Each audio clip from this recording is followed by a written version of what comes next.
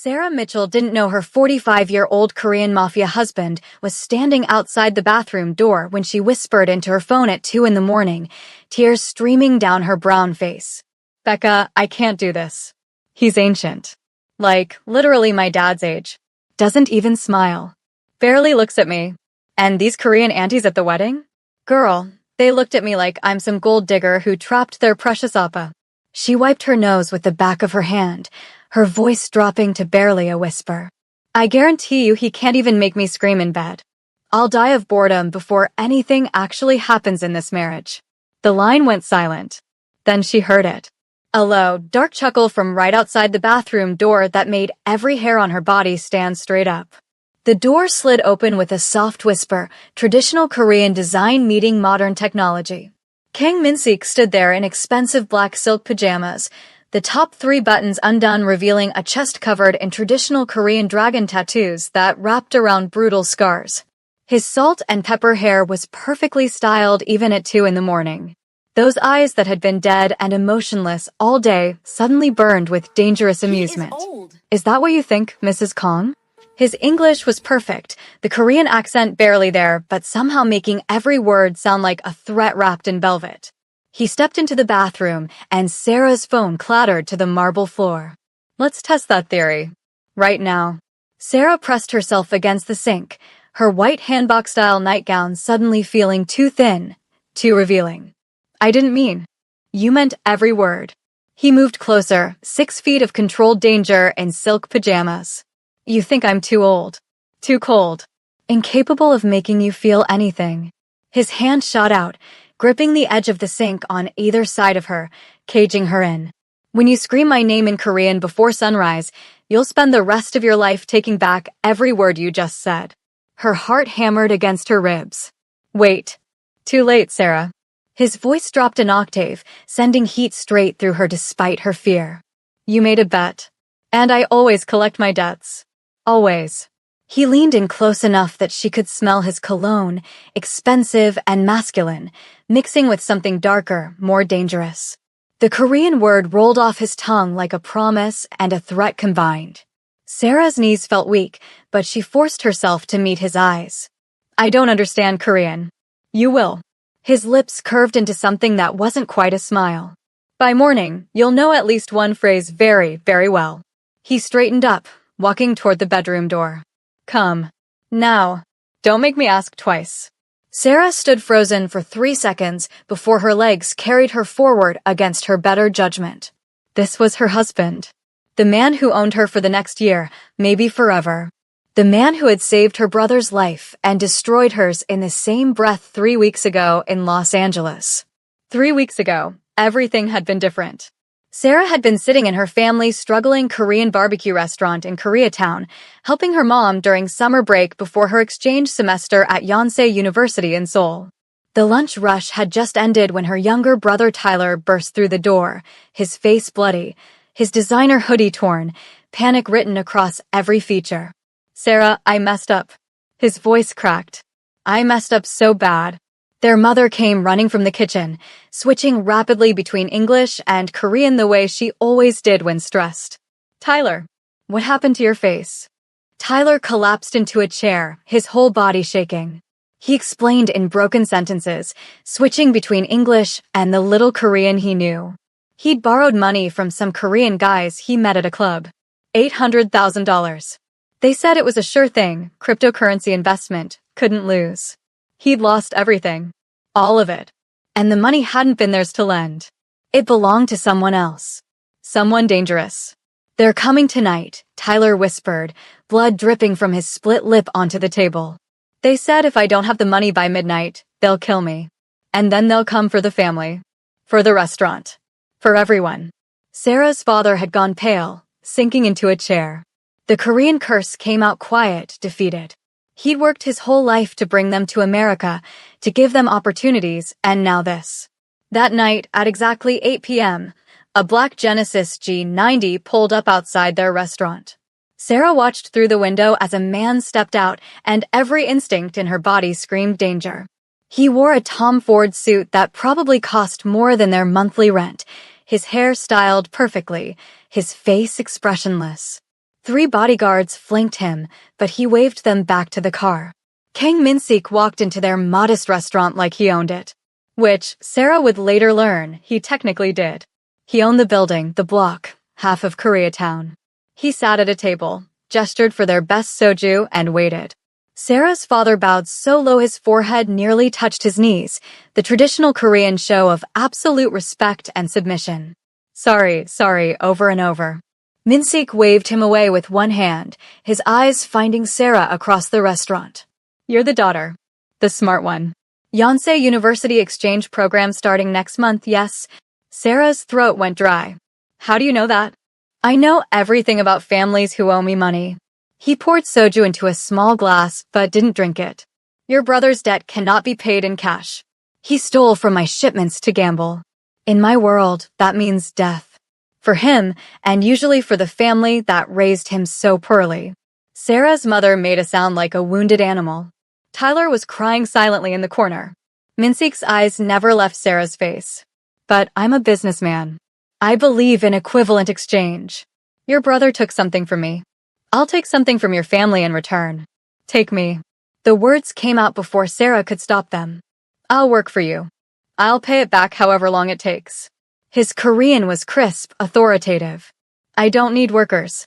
I need a wife. The world tilted sideways.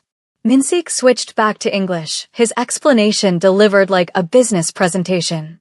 His parents in Busan were traditional, conservative, constantly pressuring him to remarry after his wife's death 8 years ago. His 13-year-old son was failing school, getting into fights, running with bad crowds, needed a mother figure. His business was expanding into American markets. He needed a Korean-American wife who could bridge both worlds, speak both languages, understand both cultures. You're perfect, he said, like he was completing a car purchase. Young, educated, Korean-American. You marry me, move to Seoul, help raise my son, appear at family functions and business events. In return, your brother lives.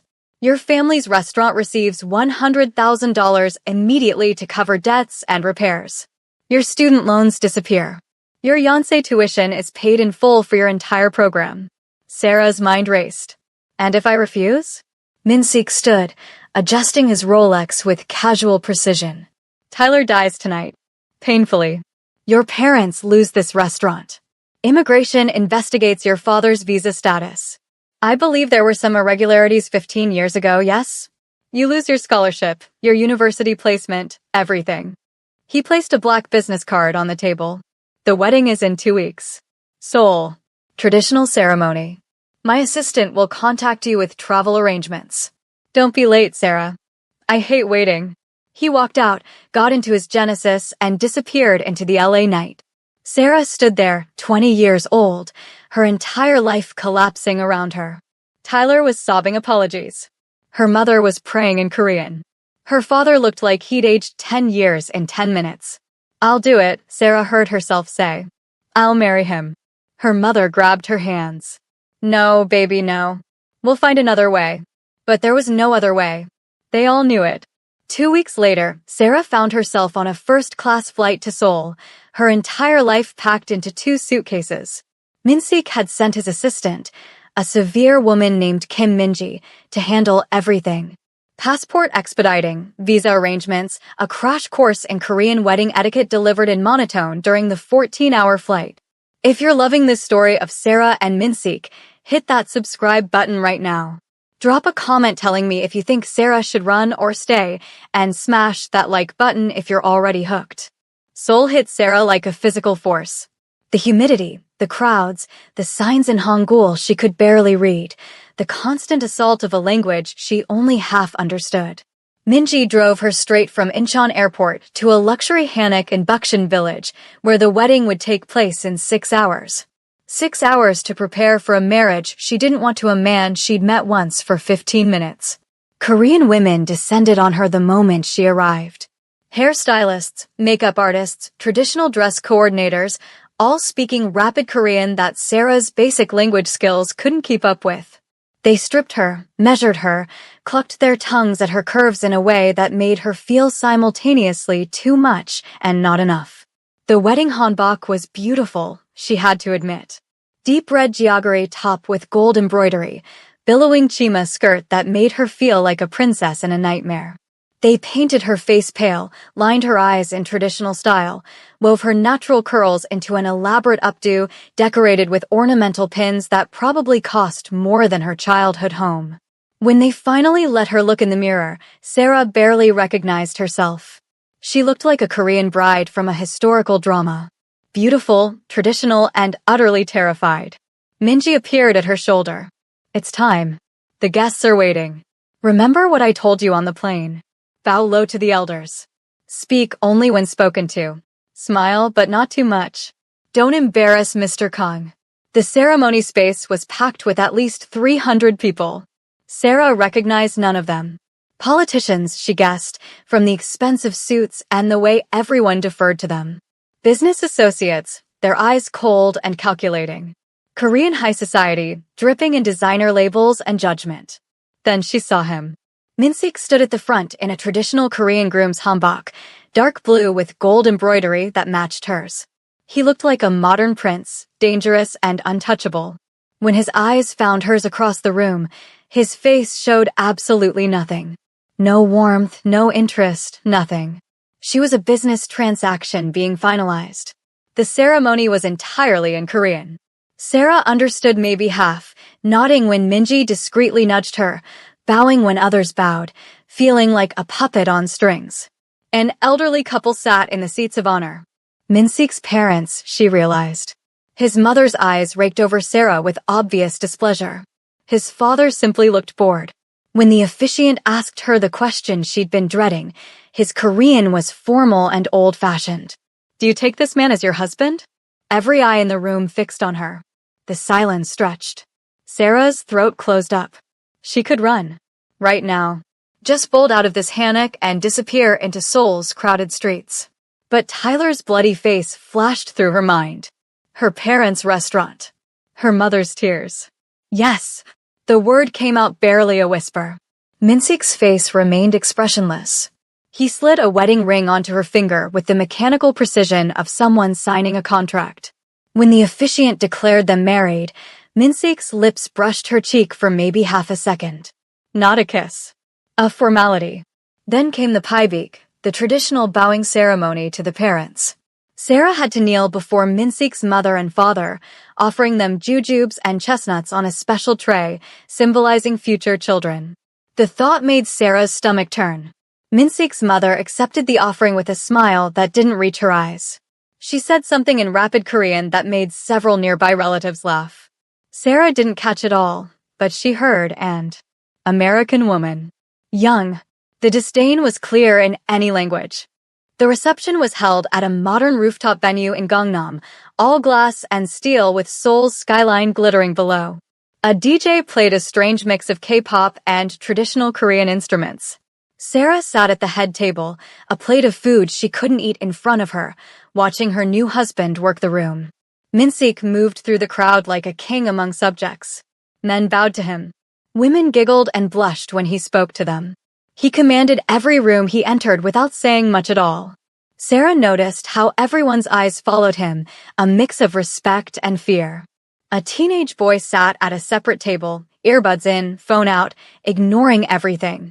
He wore an expensive designer outfit, but looked like he'd rather be literally anywhere else. Min-sik's son, Sarah realized. Jihoon, 13 years old and radiating hostility from across the room. Beautiful dress. The voice came from behind her, female, speaking English with a perfect American accent. Sarah turned to find an elegant Korean woman, maybe late 30s, in a stunning black dress that definitely wasn't appropriate for a wedding. Enjoy it while it lasts. Excuse me. The woman's smile was all teeth, no warmth. I'm Park So-hee, Min-sik's old friend. Very old friend.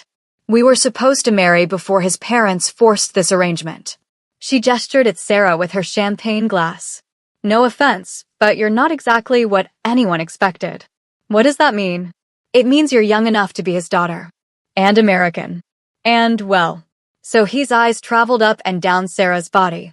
Not exactly traditional Korean wife material, are you?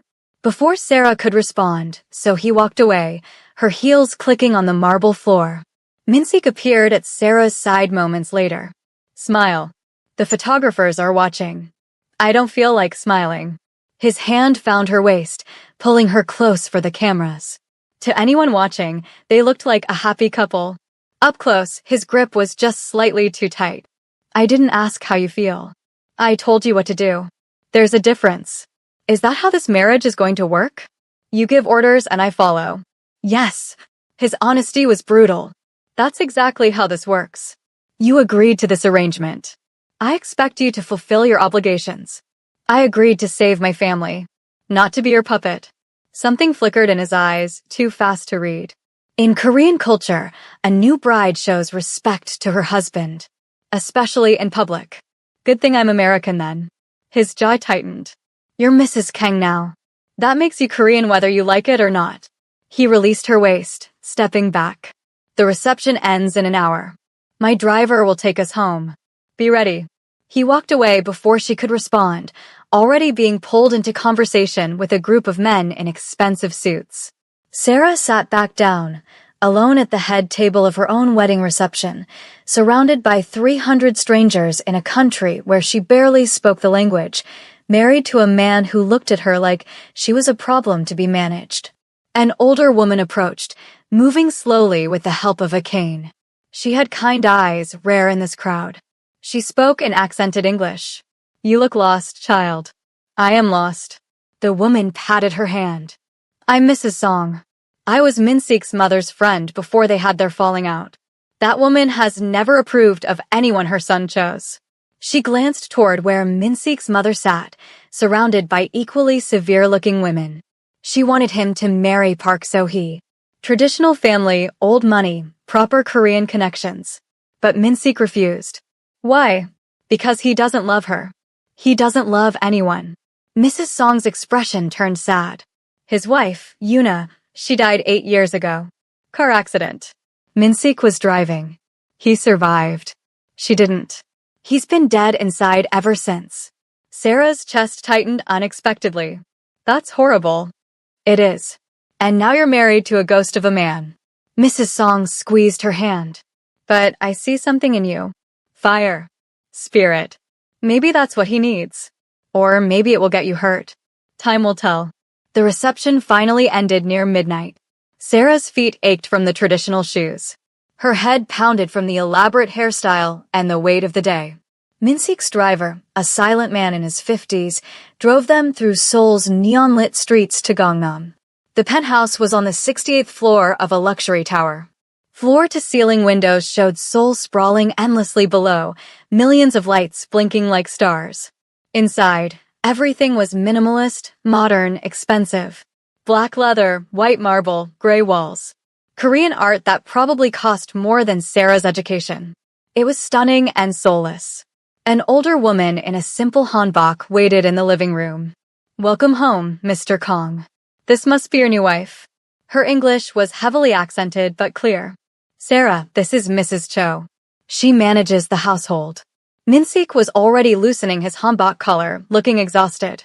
She'll show you to the bedroom. Mrs. Cho led Sarah down a hallway to massive double doors. The master bedroom was enormous, dominated by a bed that could sleep 5 people. One wall was entirely windows overlooking Seoul. Traditional Korean elements mixed with modern design, beautiful and cold. Mr. Kong said you should wear this tonight. Mrs. Cho indicated a white hanbok-style nightgown laid out on the bed. Traditional wedding night attire. Sarah's stomach dropped. After Mrs. Cho left, Sarah changed with shaking hands. The nightgown was thin silk, more revealing than it first appeared. She looked at herself in the mirror and saw a stranger. A Korean bride preparing for her wedding night with a man she'd met once. She grabbed her phone, needing to hear a familiar voice. Becca answered on the first ring back in LA. And Sarah told her everything, whispering her fears and frustrations in the bathroom while her new husband moved around somewhere in the vast penthouse. That's when she said the words that would change everything. He can't even make me scream in bed. And that's when she heard the chuckle from outside the door. Now, standing in the bedroom as Minseek closed the door behind them with a soft click, Sarah's heart hammered against her ribs. He moved toward her slowly, a predator stalking prey. Keep watching because what happens next between Sarah and Min-sik will absolutely shock you, and if you think you know where this is going, trust me, you don't. Min-sik stopped 3 feet away from her, close enough that Sarah could see the flecks of gold in his dark eyes, far enough that she could still breathe. He studied her face for a long moment, and Sarah forced herself not to look away, not to show the fear coursing through her veins. "You're terrified," he said finally, his voice softer than she expected. "Good. You should be. I'm not afraid of you. Liar." He moved closer, and Sarah's back hit the window, cool glass against her bare shoulders. "Your pulse is racing. I can see it here." His finger traced the air near her throat, not touching, just hovering. "You're breathing too fast. And your hands are shaking." Sarah clenched her fists. "That doesn't mean I'm afraid." "No?" His lips curved slightly. "Then what does it mean?" She couldn't answer that. Didn't want to examine what else besides fear might be making her heart race as this dangerous man caged her against the window. Min-sik's hand came up and Sarah flinched. But he didn't touch her. Instead, he pressed his palm against the glass beside her head, his body angling closer. "I'm going to tell you something, Sarah. And you're going to listen carefully. I don't take orders from you." "Yes, you do." That was the deal. "But this isn't an order. It's a fact." His eyes bored into hers. "I don't force women.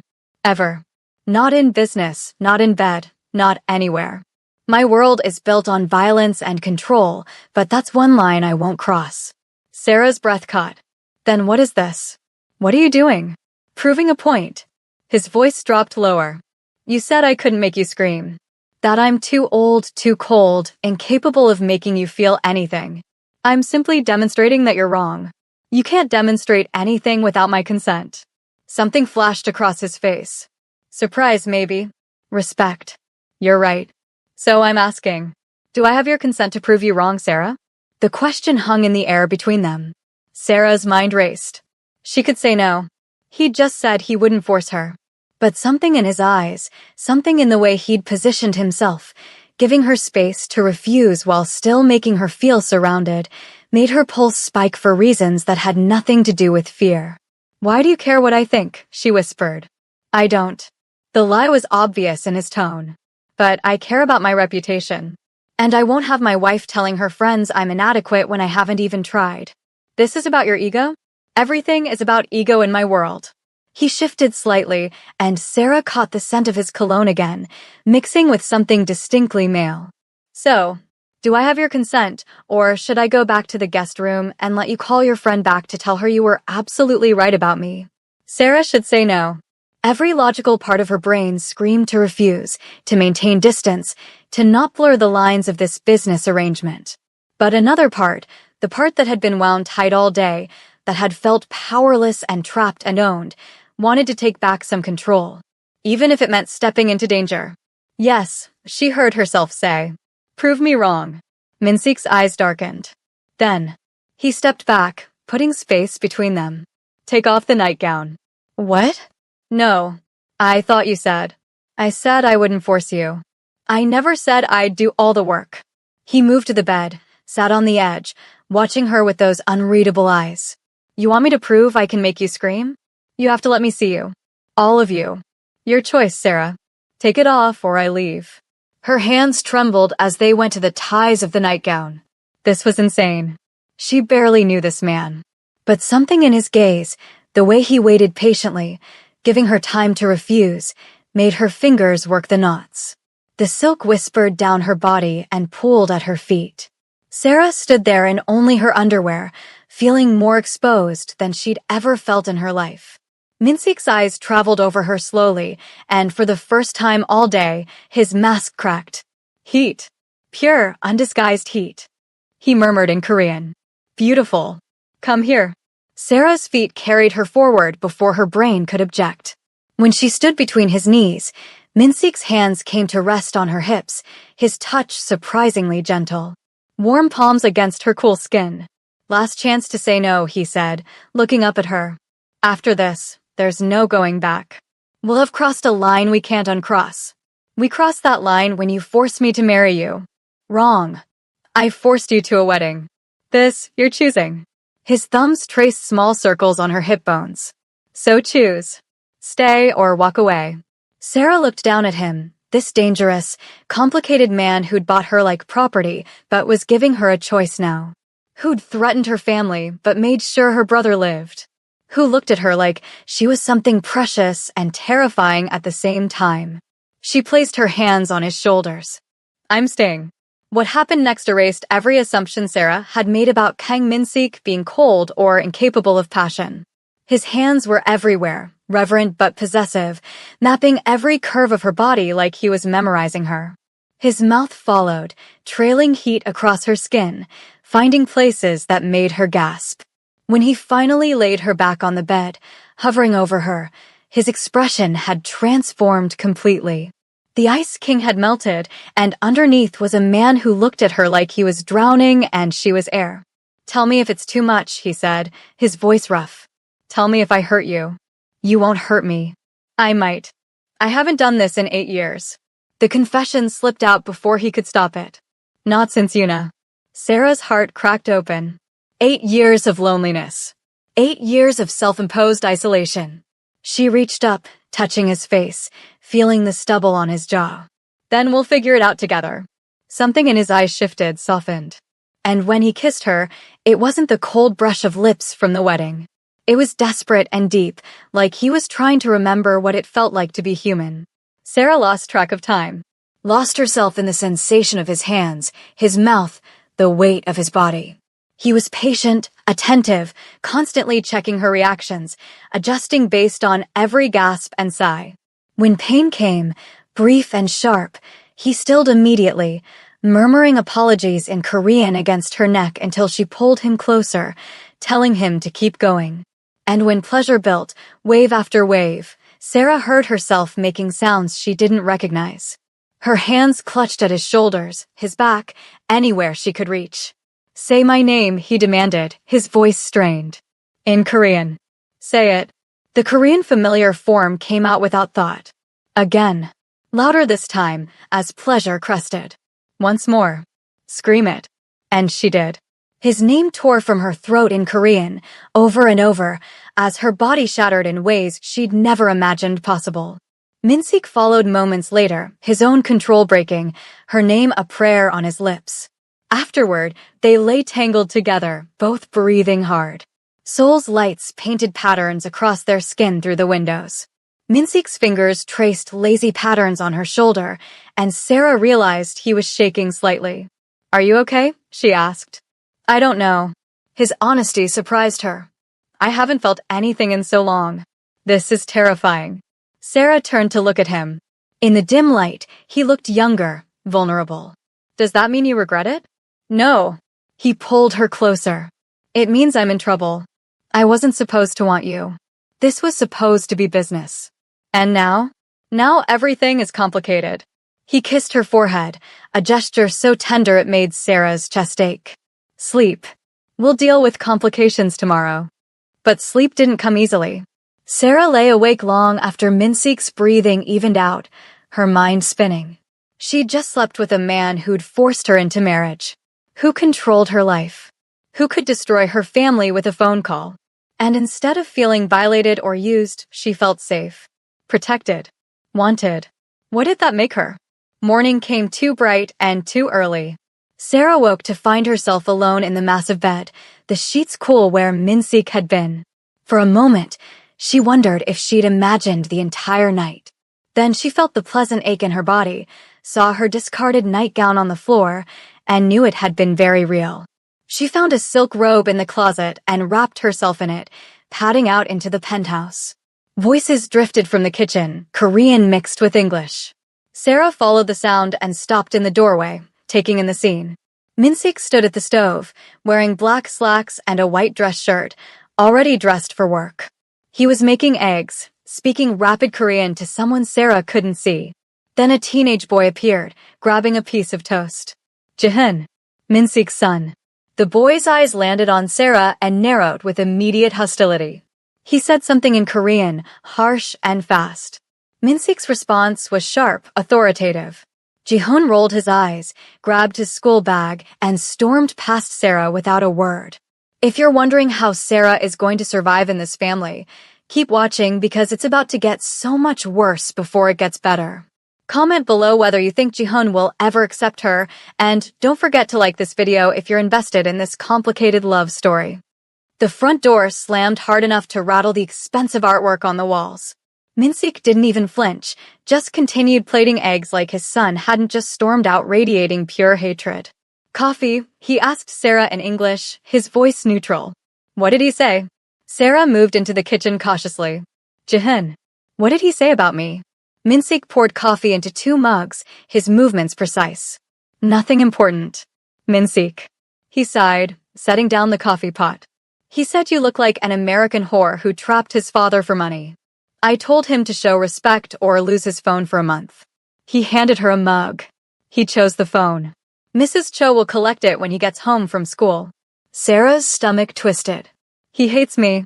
He hates everyone. It's not personal. Min-sik pulled out a chair at the kitchen island, gesturing for her to sit. Eat. You need food. I'm not hungry. You didn't eat at the wedding. You need to eat now. He pushed a plate toward her. Don't make me feed you myself. Despite everything, Sarah felt her lips twitch. Is that a threat? It's a promise. But his eyes held a hint of warmth that hadn't been there yesterday. Eat, Sarah. She took a bite of eggs to appease him. They were perfect, seasoned just right. You cook. Mrs. Cho has Sundays off. Someone has to feed Jihoon. He leaned against the counter, watching her eat. We need to discuss the arrangements. And just like that, the warmth evaporated. Business Min-sik was back. What arrangements? Your role here. Your responsibilities. He pulled out his phone, scrolling through something. You'll meet with a Korean tutor 3 times a week. Your language skills are inadequate for family functions. You'll also meet with a cultural consultant to learn proper etiquette. Excuse me, my mother is hosting a family dinner next weekend. You embarrassed yourself at the wedding, speaking English too loudly, not bowing properly to the elders. That won't happen again. Sarah set down her fork carefully. I embarrassed myself? I was thrown into a wedding in a language I barely speak with 0 preparation. Which is why you're getting tutors. He looked up from his phone. You'll also spend time with Jihoon after school. Help with his homework, take him to his activities, try to build a relationship. He just called me a whore. He's 13 and angry at the world. Give him time. How much time? Because right now he looks at me like I killed his mother. Min-sik's jaw tightened. His mother died in a car I was driving. He looks at everyone like that, including me. Especially me. The pain in his voice made Sarah's anger deflate. I'm sorry. I didn't mean. Yes, you did. And you're right to be angry. He set down his phone. This situation isn't fair to you. But it's the situation we're in. I need you to try with Jihoon. That was part of our deal. The deal was I marry you and play wife at events. Nobody said anything about being a mother to a kid who despises me. He needs a mother figure. He needs therapy. And so do you. Min-sik's eyes flashed dangerously. Watch your tone. Or what? You'll send me back to LA? Please. I'd love to go home. Your home. This is your home now. The sooner you accept that, the easier this will be. Sarah stood up, the chair scraping loudly against the marble floor. This isn't a home. It's a prison with a better view. She stormed back to the bedroom, slamming the door behind her. Childish, maybe, but it felt good.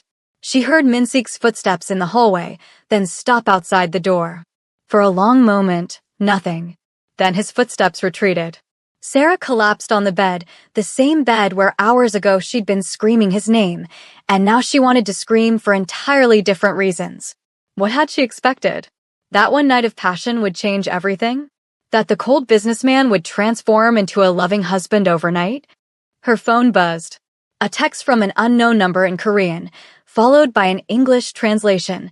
Mrs. Kang, this is Minji. Your Korean tutor, Professor Lee, will arrive at 2 p.m. Please be ready.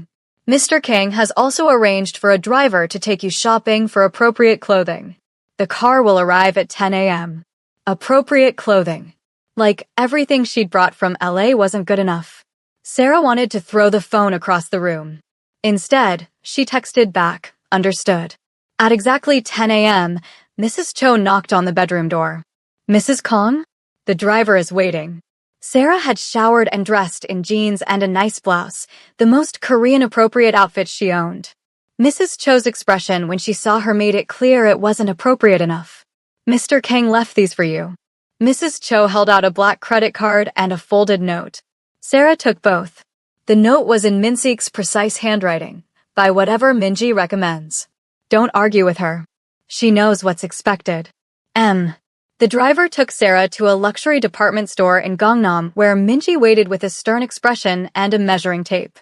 For the next 3 hours, Sarah was subjected to the most humiliating shopping experience of her life.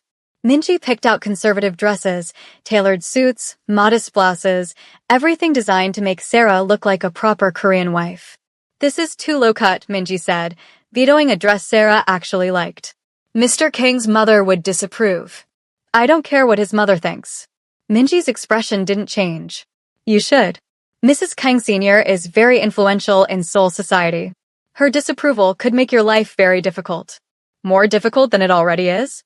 Much more. Minji selected 3 more conservative dresses. Try these. By the time they finished, Sarah had an entirely new wardrobe that felt like a costume. Elegant, expensive, and completely unlike anything she'd ever wear by choice. The bill came to over 30 million won. Sarah's hands shook as she handed over Min-seek's credit card. Back at the penthouse, Professor Lee was waiting. He was a thin man in his 60s with kind eyes and infinite patience. For 2 hours, he drilled Sarah on Korean grammar, pronunciation, and essential phrases for social situations. When you greet Mr. Kang's mother, you must bow at exactly this angle. He demonstrated. Not too deep, that would be inappropriate from a daughter-in-law, but deep enough to show respect. Try it. Sarah bowed. Professor Lee corrected her posture 3 times. And when serving tea, always use both hands. One hand is considered rude in formal situations. Like this. He showed her the proper way to hold a teacup. Sarah's head spun with rules and customs and ways to offend people she didn't even know yet. When Professor Lee finally left at 5 p.m., she collapsed on the couch, exhausted. Ji-hun came home from school at 5:30, saw Sarah on the couch, and immediately turned to go to his room. Ji-hun, wait. Sarah stood up. Can we talk? I have nothing to say to you. His English was perfect, his American international school education obvious. Well, I have something to say to you. Sarah followed him down the hallway. I know you don't want me here. I don't particularly want to be here either. But we're stuck with each other, so we might as well try to make it work. Ji-hun spun around, his eyes blazing. Make it work? You're not my mother. You'll never be my mother. You're just some American girl my father bought because his parents pressured him to remarry. You're right. I'm not your mother. And I'm not trying to replace her. Sarah kept her voice calm. But I am married to your father, and I'm living in this house, so we need to find a way to coexist. Why should I make anything easy for you? Because making it hard doesn't hurt me. It hurts your father. And I think you've hurt him enough, don't you? The words came out harsher than Sarah intended. Ji-hun's face went pale, then red. You don't know anything about my father. About what he did. I know he was driving the car when your mother died. I know he's lived with that guilt for 8 years. I know he has nightmares every night. Sarah took a step closer. And I know he loves you, even when you act like you hate him. I do hate him. But Ji-hun's voice cracked. He killed her. She was taking me to school, and he was supposed to drive, but he had a meeting and she used his car, and she died and he lived, and it's not fair. Tears streamed down the boy's face. Sarah's heart broke. Without thinking, she reached out, and Ji-hun collapsed against her, sobbing. 13 years old and carrying 8 years of grief and anger with nowhere to put it. Sarah held him, this broken kid who'd lost his mother too young, and let him cry. She didn't say it would be okay. She didn't make empty promises. She just held him while he broke apart. When the tears finally slowed, Ji-hun pulled away, wiping his face roughly. Don't tell my father I cried. I won't. And don't think this means we're friends. I wouldn't dream of it. Ji-hun almost smiled. Almost. Then he disappeared into his room, leaving Sarah standing in the hallway, emotionally wrung out. Minsik came home at 8 p.m., loosening his tie as he walked through the door. He looked exhausted, shadows under his eyes. His eyes found Sarah immediately. "How was your day?" he asked, his tone carefully neutral. "Educational." Sarah stood from the couch. "I now know 17 ways to accidentally offend your mother, the proper angle for bowing to elders, and how much your credit card can handle in one shopping trip." A hint of a smile. "Minji said you argued with her about the dresses." "Minji has no sense of style." "Minji has a sense of what's appropriate for a woman in your position." He moved to the kitchen, poured himself whiskey. "Did you see Jihyun?" "Yes. We talked." "How did that go?" Sarah remembered the boy crying in her arms, the way he'd broken down. "It went. We're not friends yet, but we're not enemies either. It's a start." Minsik studied her over his glass. "Thank you. For trying. Don't thank me yet. He still thinks I'm an American whore, remember. He's young. He'll learn." Minsik drained his glass, set it down. "Are you still angry with me?" "Furiously." "Good. You're beautiful when you're angry." He moved closer, backing her against the counter just like last night. "Should I apologize for this morning?" "You should. But you won't." "No, I won't." His hand came up, tucking a curl behind her ear. "I need you to understand something, Sarah. In public, you're my wife. You represent me, my family, my business. I need you to play the role perfectly. And in private?" His eyes darkened. "In private, you can be yourself. You can fight with me, argue, tell me exactly what you think. I'll probably enjoy it. Keep watching and hit that subscribe button so you don't miss a single twist." Sarah's breath hitched as Minsik's thumb traced her jawline. "This is insane. Yesterday, you were all business. Today you're... I told you last night changed things." His voice dropped lower. "I wasn't supposed to want you. But I do. Desperately. You don't even know me. Then let me learn." He leaned in, his lips brushing her ear. "Tell me something real, Sarah. Something you've never told anyone." The request caught her off guard. "Why?" "Because I want to know the woman I married, not just the obligation I acquired." His hand slid to the small of her back. "Tell me." Sarah's mind raced. She should maintain distance, keep walls up. But something about the way he asked, vulnerable beneath the command, made her answer honestly. "I wanted to be a doctor. Before all this. I was pre-med at UCLA. I was going to specialize in pediatrics." Minsik pulled back to look at her. "Yonsei has one of the best medical programs in Asia. I'm here on an international business exchange." "Wrong program. That can be changed." He said it like it was simple. "I'll make some calls." "Minsik, you can't just." "I can. And I will." His expression softened. "You gave up your dreams to save your family. The least I can do is help you get them back." Sarah's throat tightened. "Why would you do that?" "Because keeping you miserable and trapped doesn't benefit anyone." He stepped back, giving her space. "You agreed to be my wife. I never said you had to stop being yourself." Before Sarah could respond, Minsik's phone buzzed. He glanced at it and his entire demeanor shifted, the warmth evaporating. "I have to take this. Don't wait up." He disappeared into his office, door closing with a firm click. Sarah stood in the kitchen, her emotions a tangled mess. 1 minute, he was the cold businessman who'd bought her.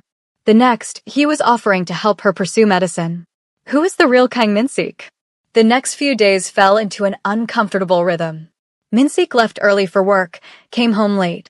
Sarah spent her days with Professor Lee, learning Korean until her brain hurt. Jihyun maintained a careful distance, not hostile but not friendly either. And every night, Minsik would find Sarah somewhere in the penthouse and they'd talk. Really talk. He told her about growing up in Busan, his father's expectations, the weight of inheriting a criminal empire he never wanted but couldn't refuse. She told him about Los Angeles, about being caught between Korean and American cultures, never quite fitting in either world. And every night ended the same way. In his bed, learning each other's bodies, the only place where words weren't necessary. On Friday, exactly 1 week after the wedding, Sarah woke to find an envelope on the pillow next to her. Inside was a letter from Yonsei University's medical school. Her transfer had been approved. She'd start classes on Monday. Sarah found Minsik in the kitchen, already dressed for work. "How did you do this so fast?" He sipped his coffee, not meeting her eyes. I made a donation to the university. A substantial one. You bought my way into medical school? I facilitated an opportunity you already deserved. He finally looked at her. You had the grades, the test scores, the qualifications. They just needed motivation to expedite the paperwork. That's not how it's supposed to work. Nothing about our situation is how it's supposed to work. He set down his mug. Are you going to turn it down because of pride, or are you going to take the opportunity? Sarah wanted to argue, but he was right. This was her dream. Did it matter how she got there? Thank you. Don't thank me. Just succeed. He grabbed his briefcase. And Sarah? Don't mention the donation to anyone. Ever. It would cause problems. He left before she could ask what kind of problems. Medical school was intense. Sarah was weeks behind the other students, struggling with medical terminology in Korean. But she threw herself into studying with an almost desperate energy. Here, she wasn't Mrs. Kong. She was just Sarah Mitchell, pre-med student, chasing the dream she thought she'd lost. She made one friend quickly. Kim Yuna, a Seoul native with perfect English and a wicked sense of humor. They bonded over coffee and anatomy textbooks. So you're married? Yuna asked during a study break. You look so young. Arranged marriage, Sarah said, keeping it vague. Family obligation. Ugh, traditional parents are the worst. Yuna rolled her eyes. My mom's been trying to set me up with her friend's son since I turned 20. Is your husband at least decent? Sarah thought about Minseek's hands on her skin, his voice in the dark, the way he listened when she talked about her day. He's complicated. All men are complicated. The question is whether the good outweighs the bad. Sarah didn't have an answer to that. On Sunday, Minseek informed her they were going to his parents' house for dinner. We're something conservative. My mother is traditional.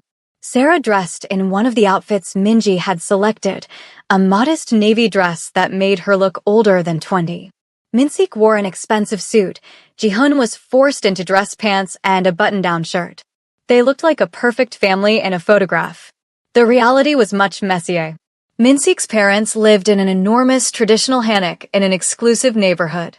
His mother answered the door, her expression cooling immediately when she saw Sarah. Welcome. The Korean was formal, distant. She barely glanced at Sarah before turning her attention to Jihoon. Grandson, grandmother missed you. The dinner was excruciating. Minseek's parents spoke only Korean, deliberately excluding Sarah from most conversations. His father asked Minseek about business. His mother asked Jihoon about school. When they addressed Sarah at all, it was with thinly veiled criticism. You're very young, Minseek's mother said in careful English. How old are you exactly? 20, Mrs. Kong. 20.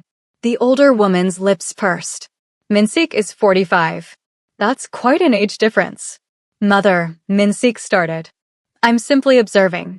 In traditional Korean families, we prefer brides closer to the groom's age. Someone mature. Established. Her eyes raked over Sarah. Someone who understands our culture. I'm learning, Sarah said, keeping her voice level. Yes, I heard you started medical school. How ambitious. The way she said it made ambition sound like a character flaw. Although traditionally, a wife focuses on home and family rather than career. Minseek's hand found Sarah's under the table, squeezing. A warning to stay calm. In America, women do both, Sarah replied. This isn't America. Mrs. Kang's smile was ice. You're a Korean wife now. Perhaps it's time to embrace Korean values. The rest of dinner passed in tense silence. When they finally left, Sarah's jaw ached from clenching it. In the car, Jihoon immediately put in his earbuds. Minseek's grip on the steering wheel was white-knuckled. I'm sorry, he said quietly. For what? Your mother making it clear I'm not good enough? Or for you not defending me? If I'd defended you, it would have made things worse. She would have seen it as you manipulating me. So I'm just supposed to sit there and take it? For now, yes. Minseek's voice was tight. My mother is influential. She has connections throughout Seoul's elite circles. If she decides to make you a pariah, your life here becomes impossible. My life here is already impossible. Sarah's voice rose. I'm 20 years old, married to a man I barely know, In a country where I don't speak the language well, trying to become a doctor while your mother treats me like hired help and your son tolerates me at best. I know. Minsik pulled over suddenly, the car jerking to a stop on a quiet side street. He turned to face her. I know this is hard. I know you didn't choose this. But you're doing it anyway, and you're doing it well. It doesn't feel like I'm doing it well. You survived dinner with my mother. That's an accomplishment. He reached over, cupping her face. You're stronger than you think, Sarah. I don't feel strong. I feel like I'm drowning. Then let me be your anchor. He leaned in, kissing her softly. In the back seat, Ji-hun made a gagging sound. Minsik pulled back, almost smiling. We should get home. That night, Sarah couldn't sleep. She slipped out of bed, leaving Minsik sleeping, and wandered to the living room. The Seoul skyline glittered below. Somewhere out there was the life she was supposed to have. College parties. Coffee dates. Normal problems. Can't sleep. Ji-hun's voice startled her.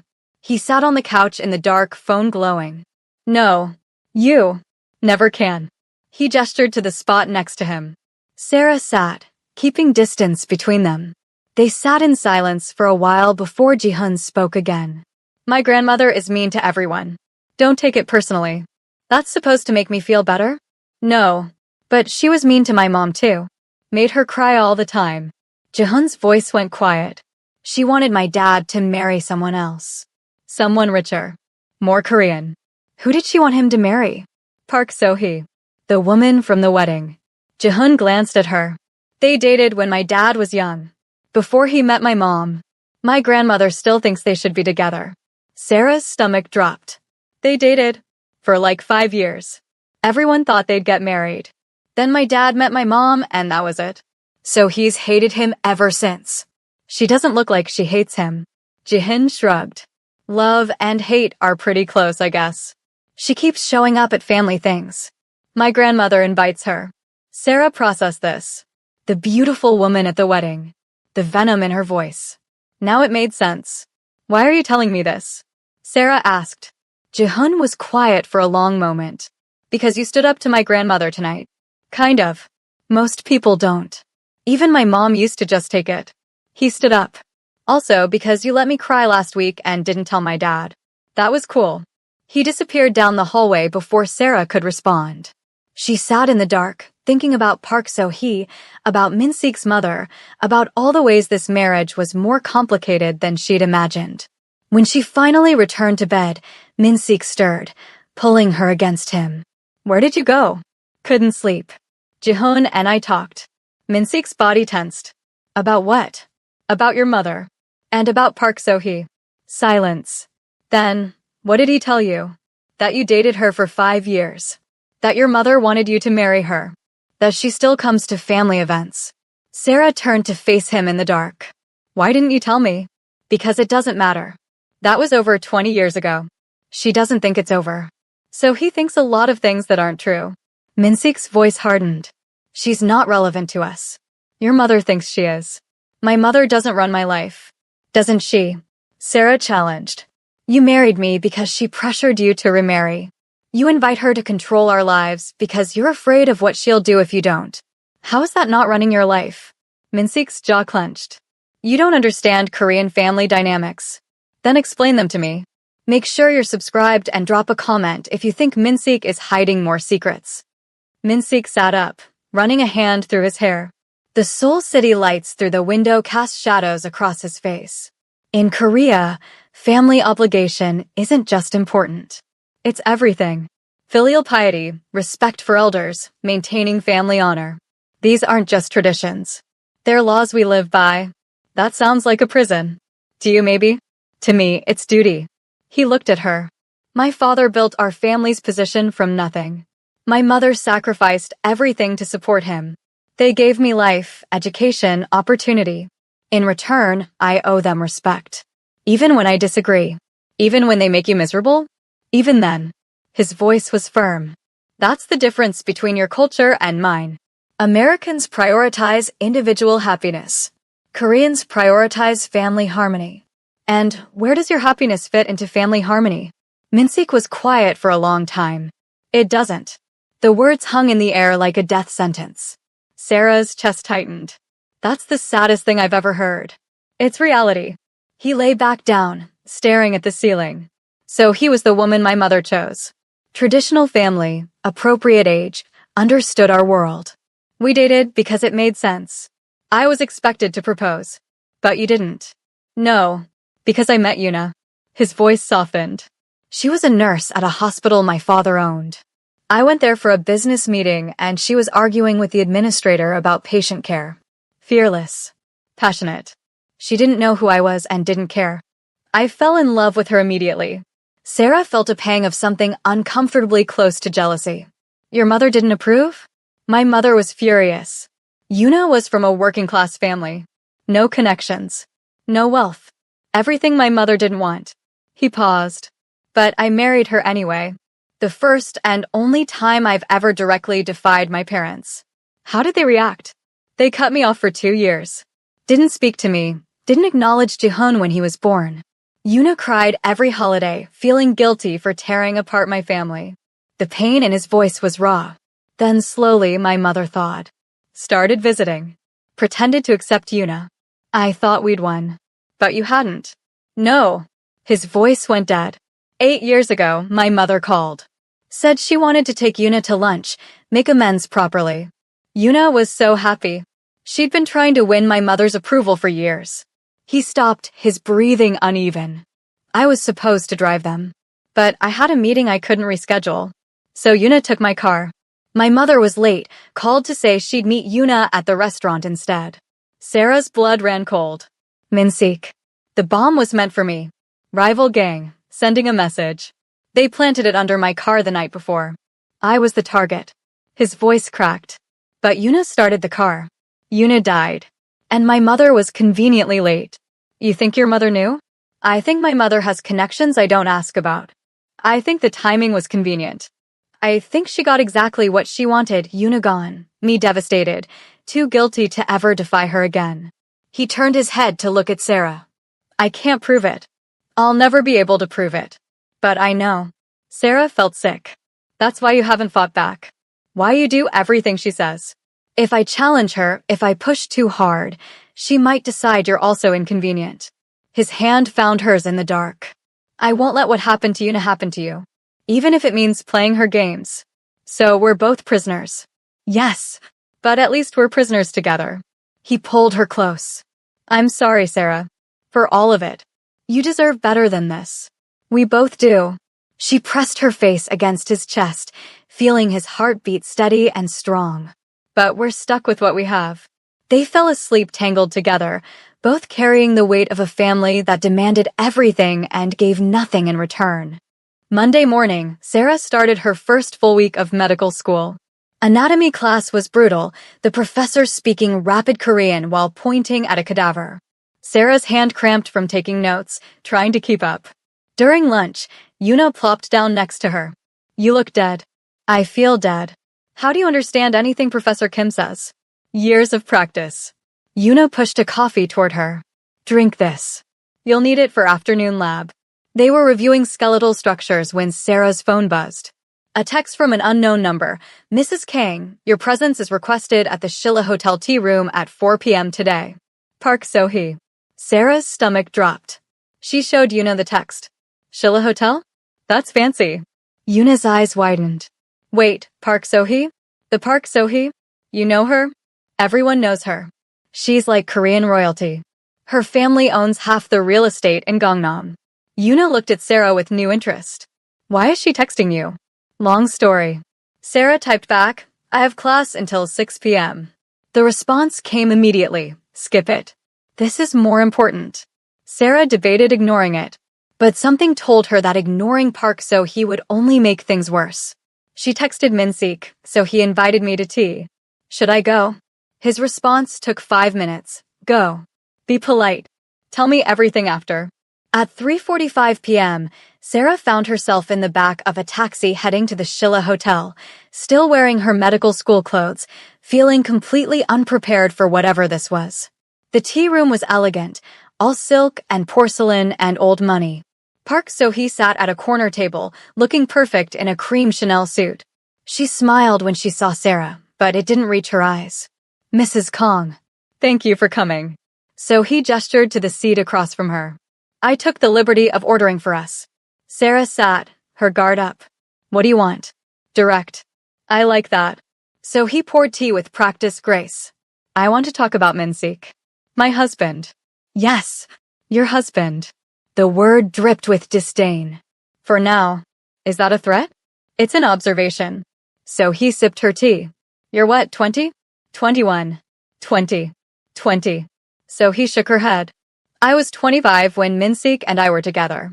I thought that was young. But 20? You're a child. I'm his wife. You're a placeholder. So he set down her cup. Let me tell you how this works, Sarah. Minsik's mother forced this marriage. She needed him married to someone appropriate, someone who could be controlled. You're young, foreign, easily dismissed when the time comes. When what time comes? When his mother decides you've served your purpose. So he leaned forward. She did this with Yuna too. Pretended to accept her, waited for the right moment, then removed her from the equation. Sarah's blood ran cold. Are you saying she killed Yuna? I'm saying convenient accidents happen around women who stand between Mrs. Kang and her plans. So his eyes were hard. Yuna was supposed to be temporary. You're even more temporary. And when you're gone, Minsik will finally marry who he should have married 20 years ago. You. Me. So he smiled.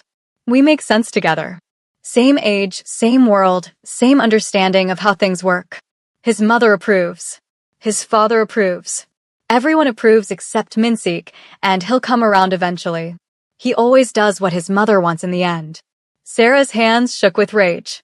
You're delusional. Am I? You've been married 1 week. Tell me, does he love you? Has he said those words? Sarah couldn't answer. He hadn't. They had passion, connection, complicated feelings. But love? That word had never been spoken. Exactly. So his smile widened. He loved Yuna. He mourned her for 8 years. But you? You're a business arrangement. And business arrangements can be dissolved.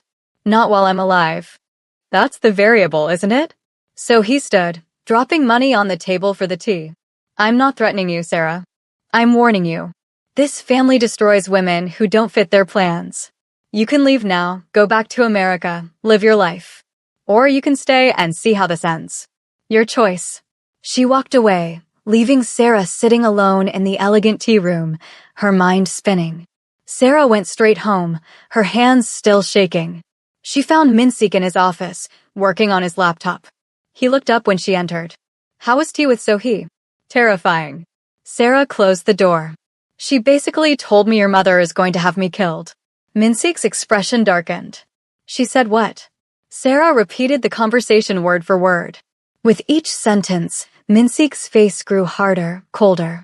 When she finished, he stood up, pacing like a caged animal. She's trying to scare you. Well, it worked. Sarah's voice rose. Is she right?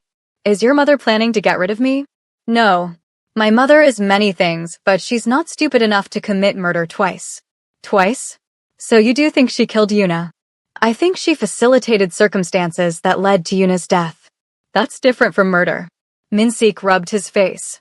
And she won't do it again because I made it very clear after Yuna died that if anything suspicious happened to anyone I cared about, I would burn her world down. Family or not? Do you care about me? The question came out small, vulnerable. Minsik stopped pacing. He looked at her for a long moment. Yes, more than I should. More than is safe. But you don't love me. I didn't say that. You didn't say you did either. He crossed the room, pulling her against him. Love is dangerous in my world, Sarah. It's a weakness enemies exploit. It gets people killed. That's not an answer. It's the only answer I can give right now. He tilted her chin up. But I will protect you. With everything I have. That's a promise. It wasn't a declaration of love. But it was something. Sarah leaned into him, letting him hold her, both of them knowing that protection might not be enough. That night, Jihoon knocked on their bedroom door. Minsik answered, and Sarah heard them talking in low voices in Korean. When Minsik came back, he looked troubled. Jihoon says my mother called. She wants us for lunch tomorrow. All of us. Just you and me. Jihoon has school. Sarah's stomach nodded. This is because of Sohee, isn't it? She told your mother we met. Probably. Min-sik pulled her close. Don't worry. I'll handle my mother. But his voice lacked conviction, and they both knew it. Comment below if you think Sarah should trust Min-sik to protect her, or if she needs to find her own way out of this nightmare. And hit that like button if your heart is racing as fast as mine right now. The restaurant was in an exclusive part of Gangnam, the kind of place that didn't have prices on the menu because if you had to ask, you couldn't afford it. Min-sik's mother sat at a private table, already sipping tea when they arrived. She looked Sarah up and down, her expression unreadable. Sit. The command was crisp, formal. They sat. A server immediately appeared with more tea, setting cups in front of them with trembling hands. Everyone feared Mrs. Kang. Even the staff. I heard you met with Park So-hee yesterday, Mrs. Kang said in English, her accent heavy but clear. That was interesting. She invited me for tea. I thought it would be rude to refuse. Sarah kept her voice steady. Very diplomatic. Mrs. Kang's smile was sharp. Tell me, what did you discuss? She warned me that I'm temporary. That you're planning to get rid of me so Min-sik can marry her instead. Min-sik tensed beside her, but Sarah continued, meeting his mother's eyes. If she was going to die, she might as well die honest. Mrs. Kang's expression didn't change. And you believed her? I don't know what to believe. I've been married 1 week to a man I barely know, in a country where I don't speak the language well, surrounded by people who make it clear I'm not wanted. Sarah's voice strengthened. But I'm here. And I'm trying. That should count for something. Silence stretched across the table. Mrs. Kang studied Sarah like she was examining a business investment. Finally, she spoke. You have courage. I'll give you that. She poured more tea, her movements precise. So he is a desperate woman clinging to a past that no longer exists. She's not a threat to you. I am. Sarah's blood chilled. Excuse me. Mother, Min-sik started, but Mrs. Kang raised a hand, silencing him. Let me be clear, Sarah. I don't like you. You're too young, too American, too independent. You're not what I wanted for my son. She sipped her tea. But you're what he chose, despite my objections. That matters. I didn't choose this, Sarah said quietly. Your son bought me to save my brother's life. Yes, I'm aware of the arrangement. Mrs. Kang's eyes hardened. And yet you're here. You could have run. Could have refused. Consequences be damned. But you stayed. You're attending medical school. You're trying with Jihun. You stood up to me at dinner. She paused. That takes strength. Sarah didn't know what to say. This was not the conversation she'd expected. I didn't kill Yuna, Mrs. Kang continued, her voice flat. But I didn't mourn her either. She was weak. She cried constantly, trying to please everyone, failing to please anyone. She made my son weak. Mother, that's enough. Min-sik's voice was dangerous. No, it's not. Mrs. Kang looked at Sarah. You want to survive in this family? Stop trying to please me. I'll never like you. But I can respect you if you show spine. Yuna tried to win my approval and it destroyed her. Don't make the same mistake. So what are you saying? I'm saying prove you deserve to be here. Excel at medical school. Raise Jihun properly. Support my son's business. Be useful. Mrs. Kang's eyes narrowed. And if you ever betray him, if you embarrass this family, if you prove to be more trouble than you're worth, I won't need to kill you. I'll simply make your life so unbearable you'll beg to leave. It was possibly the most honest thing anyone in this family had said to Sarah. No pretense, no manipulation. Just raw truth. Understood, Sarah said. Good. Mrs. Kang stood. Lunch is over. Don't be late to my next family dinner. And Sarah? Wear something more conservative. That dress is cut too low for a married woman. She walked out, leaving them with the bill and a table full of uneaten food. Min-sik exhaled slowly. I'm sorry. My mother is honest. Brutal, but honest. Sarah turned to him. Did you know she was going to say all that? No. If I had, I wouldn't have brought you. He took her hand. Are you okay? I don't know. She basically said she'll make my life hell if I don't perform up to her standards. But at least I know where I stand now. Sarah managed a weak smile. It's almost refreshing. You're incredible. Min-sik pulled her close, kissing her forehead.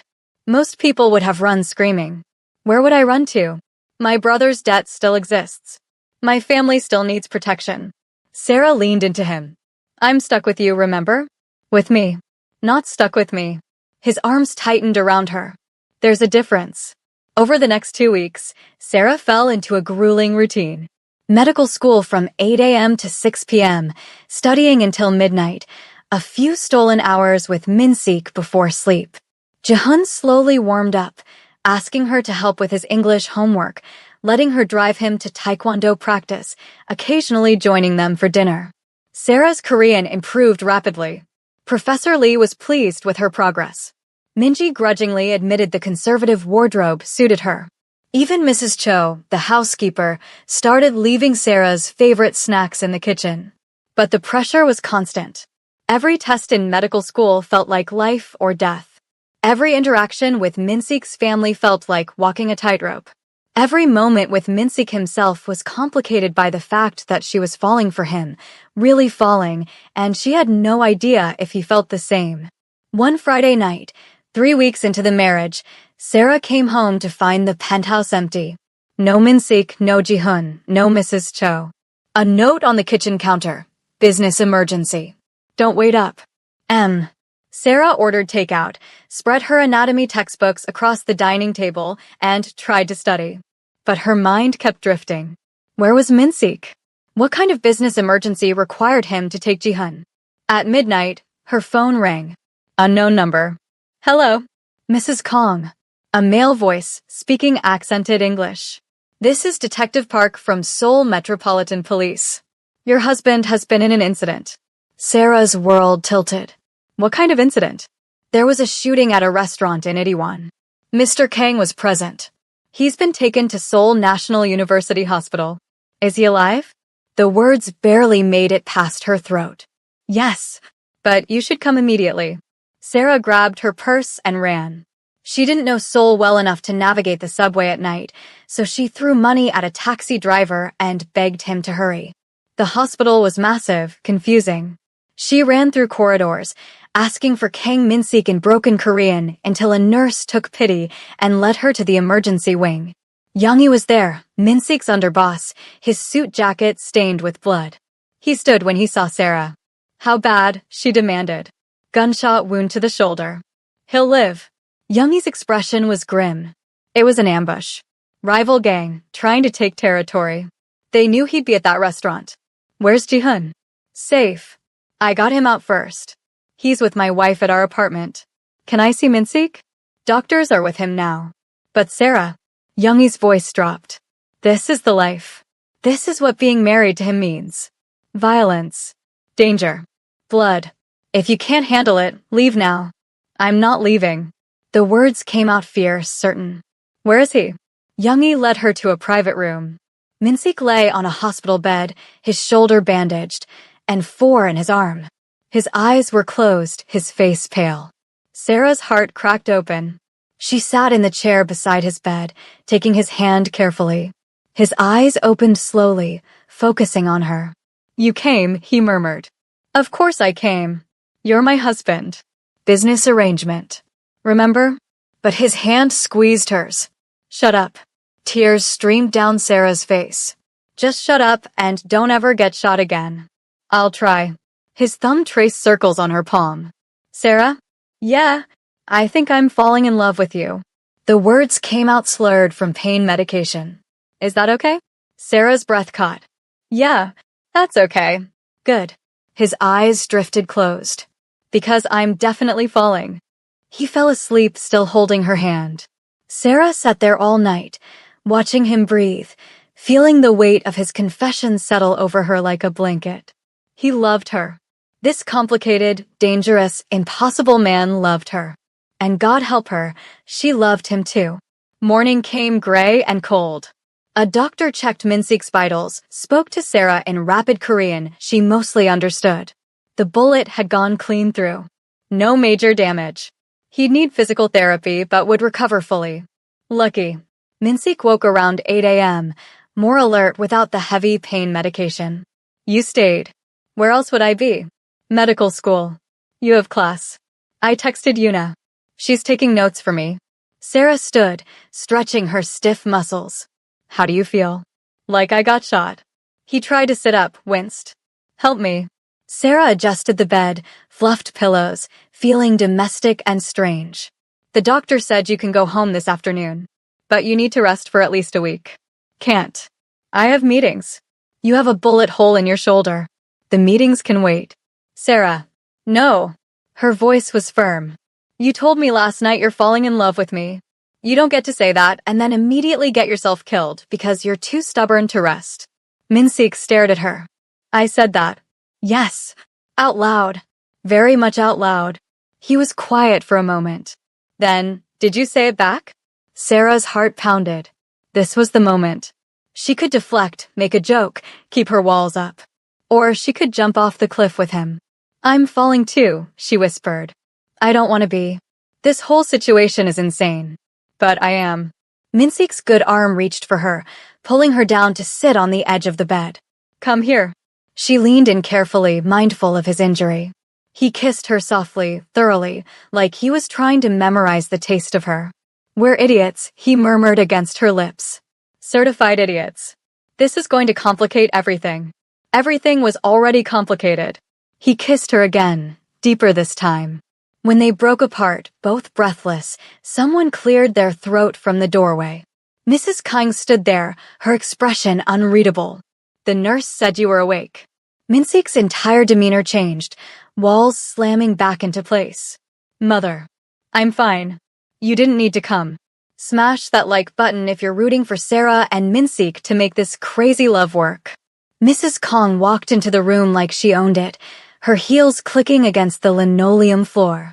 Her eyes swept over Min-sik's bandaged shoulder, then landed on Sarah sitting on the edge of his hospital bed, their hands still intertwined.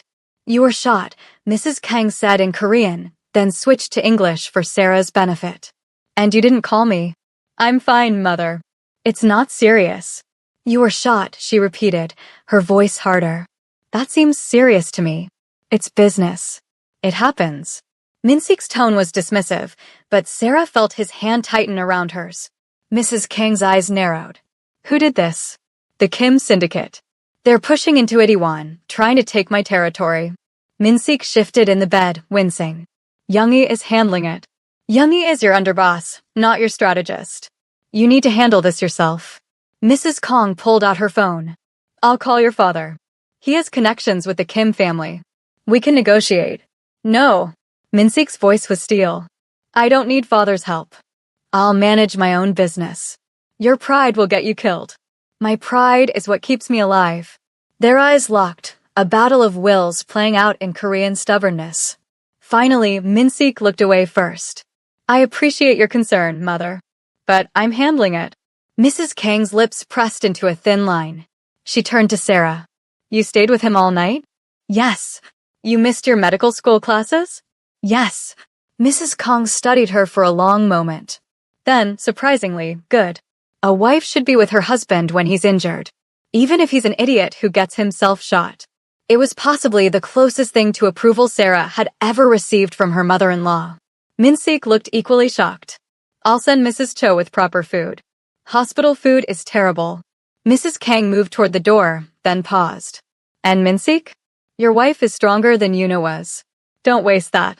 She left before either of them could respond. Sarah looked at Min-sik. Did your mother just compliment me? I think she did. I'm as confused as you are. He pulled her closer with his good arm. But she's right about one thing. You're strong. Stronger than I deserve. Stop saying that. You deserve good things. Do I? I've done terrible things, Sarah. Hurt people. Killed people. His voice dropped. You don't really know who I am. What I'm capable of. Then tell me. Sarah settled more carefully beside him. Tell me everything. No more secrets. Min-sik was quiet for a long time, his thumb tracing patterns on her hand. Finally, he spoke. I killed my first man when I was 19. He worked for my father, skimming money, planning to betray us. My father handed me a gun and told me to handle it, to prove I was worthy of inheriting the family business. Sarah's stomach turned, but she didn't pull away. I threw up afterward. Couldn't eat for 3 days. But my father was proud. Said I'd finally become a man. Min-sik's voice was hollow. I've killed 12 people since then. Some in self-defense. Some because they threatened my family. Some because it was business. I remember all their faces. Does it get easier? No. It gets harder. Because each one takes a piece of your soul until there's not much left. He looked at her. That's who you married, Sarah. A man with blood on his hands and ghosts in his head. If you want to leave, I'll understand. Sarah thought about running. About going back to LA, to her simple life, to a world where the worst violence was a bad breakup. But then she thought about Minseek's nightmares, his guilt, the way he held her like she was the only thing keeping him human. I'm not leaving, she said firmly. But I need you to promise me something. Anything. No more unnecessary violence. If you can negotiate, negotiate. If you can walk away, walk away. I can't love a man who kills without thinking about alternatives first. I always think about alternatives. Then think harder. Sarah's voice cracked. Because I can't lose you. Not now. Not when I'm just figuring out how much you mean to me. Minseek pulled her against him, burying his face in her hair. I promise. I'll try. It wasn't a perfect promise. But it was something. Minseek came home that afternoon against doctor's orders. Jihoon was waiting in the living room, trying to look tough, but his eyes were red-rimmed. When he saw his father, he ran over, then stopped himself, trying to be cool. You okay? Jihoon asked in English, his voice small. I'm fine. Takes more than one bullet to take down an old man. Minseek ruffled his son's hair with his good hand. Were you scared? No. Jihoon's lip trembled. Maybe a little. Me too. Minseek pulled him into a careful hug. But I'm okay. We're all okay. Sarah watched them, her heart full. This was what family looked like, messy and complicated and real. Jihoon glanced at her over his father's shoulder.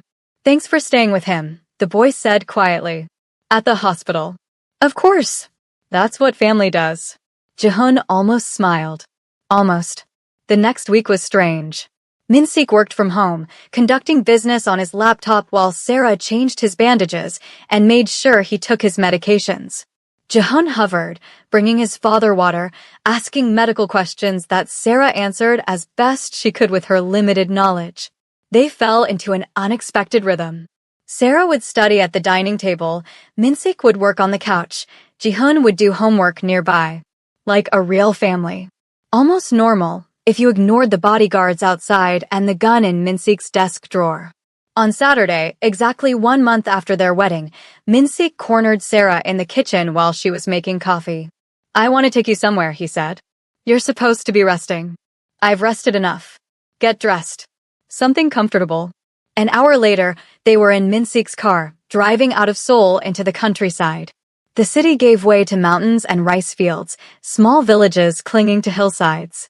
Sarah watched the landscape change, feeling the knot in her chest slowly unwind. Where are we going? You'll see.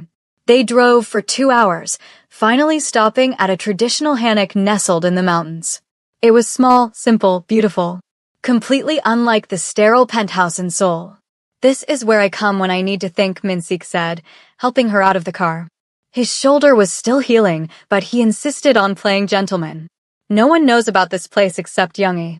Not even my mother. Inside, the hanok was warm and inviting. Traditional ondol heated floors, low furniture, windows overlooking a small garden. It felt like stepping into another world. It's beautiful, Sarah breathed. It was Yuna's dream.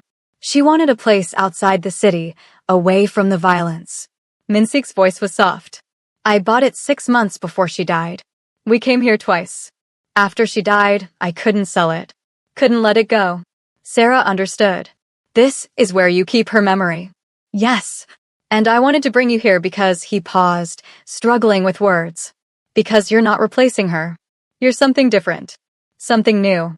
But I need you to know she existed. That I loved her. That part of me will always love her. I know. Sarah took his hand. And I'm not trying to replace her. I'm just trying to be me. You're more than enough. He pulled her close. I need to tell you something else. Okay. The shooting last week wasn't random. The Kim Syndicate specifically targeted me because they know I'm distracted. He cupped her face. They know I've fallen in love with my wife. They know I'm not as focused on business. They see it as weakness. Is it? Yes. And no. His eyes burned into hers. Love makes you vulnerable. But it also gives you something to fight for. I've spent 8 years not caring if I lived or died. Now I care. Because of you. Sarah's throat tightened. Min-sik. I love you, Sarah. I'm in love with you. Completely. Terrifyingly. The confession came out raw, honest. I didn't want to. I fought it. But I can't anymore. You've become essential to me, and I don't know what to do with that. You don't have to do anything. Sarah's eyes filled with tears. Just love me. That's enough. Is it? Because loving you puts you in danger. Makes you a target. I'm already a target. I became one the moment I married you. She stood on her toes, kissing him softly. I love you too. Even though you're impossible and stubborn and you got yourself shot. I love you. Min-sik kissed her like a man drowning, like she was air and water and salvation all at once. They stumbled back toward the bedroom, careful of his injured shoulder, urgent despite the pain. Making love in this space felt different, sacred somehow. Like they were writing new memories over old ones, building something that belonged only to them. Afterward, they lay tangled together on the traditional yo mattress, sunlight streaming through the windows. Min-sik traced lazy patterns on her bare shoulder. I need to tell you something else, he said quietly. More confessions? I don't know if my heart can take it. This is serious. He propped himself up on his good elbow. The Kim syndicate won't stop. They smell blood in the water. I need to respond, and it won't be pretty. What are you going to do? What I do best? Remind them why they should fear me. His voice went cold. I'm going to eliminate their leadership. All of them. One night, surgical strikes. Then I'll absorb their territory before anyone else can claim it. Sarah's blood chilled. You mean you're going to kill them? Yes. How many? 5. Maybe 6. He met her eyes. I know I promised to avoid unnecessary violence. But this is necessary, Sarah. If I don't strike first, they'll come for us again. For me, for Ji-hun, for you. And there's no other way? No negotiation. They shot me. In my world, that requires blood payment. His expression softened. I'm not asking permission. I'm telling you what's going to happen. Because I promise no more secrets. Sarah sat up, pulling the blanket around herself. When? Next week. Youngie is making arrangements. Will you be safe? As safe as I can be in this business. He pulled her back down against him. But I'll come home to you. That's a promise. Sarah wanted to argue, to beg him to find another way. But she knew the world he lived in, the rules that governed it. Violence was currency. Mercy was weakness. If he didn't respond, they'd see him as vulnerable. And vulnerable men died. Just come home, she whispered. Whatever you have to do, just come home to me. Always. He kissed her forehead. You're my home now, Sarah. The only real home I've ever had. They stayed at the hammock until sunset, pretending they were just a normal couple in love, not a crime boss and his reluctant wife planning for violence. When they finally drove back to Seoul, the city lights seemed harsher, colder. Reality crashing back in. The next week passed in tense anticipation. Min-sik was gone most days, planning with Youngie, making preparations. Sarah threw herself into medical school, studying until her eyes burned, trying not to think about what was coming. Ji-hun knew something was happening. He'd grown up in this world, understood the signs. Thursday night, he knocked on Sarah's bedroom door while Min-sik was out. Is Dad going to kill people? He asked bluntly. Sarah considered lying. But Ji-hun deserved honesty. Yes. Because of the shooting? Yes. Ji-hun sat on the edge of the bed, looking older than 13. My mom hated this part. The violence. She tried to get Dad to go legitimate, to leave the family business. He was going to, before she died. What stopped him? Guilt. Rage. Grief. Ji-hun's voice was matter-of-fact. He blamed himself for her death. Threw himself back into the business like he was trying to die too. Just took him 8 years to realize he wanted to live again. Hit that subscribe button and drop a comment telling me if you think Sarah made the right choice staying with him. Friday night arrived like a death sentence. Min-sik came home at 6 p.m., dressed in all black, his face a mask of cold determination Sarah hadn't seen since their wedding day. The warm man who'd confessed his love in the mountains was gone. The Ice King had returned. He found Sarah in the bedroom, studying. She looked up when he entered, her heart dropping at his expression. "Tonight," he said simply. Sarah closed her textbook. "What time?" "Midnight. I'll be gone by 11. He moved to the closet, checking weapons Sarah tried not to think about. "Youngie has 4 teams positioned. It'll be quick. Clean. By morning, the Kim syndicate will be history. And you'll be home? By dawn." He turned to face her. "If something goes wrong, Youngie has instructions. He'll get you and Ji-hun out of Korea. There's money in accounts under your name, enough to disappear." "Stop." Sarah stood, crossing to him. "You're coming home. Don't talk like you're not. I need you to be prepared. No, you're coming home because you promised." Her voice shook. "You promised, Min-sik." His mask cracked slightly. He pulled her against him, holding her tight. "I'll try my hardest." "Don't try. Do." She looked up at him. "I can't do this without you. I can't be in this country, in this life, without you. So you come home. That's not a request. I love you." The Korean came out soft, reverent. "I love you too. Which is why you're coming home."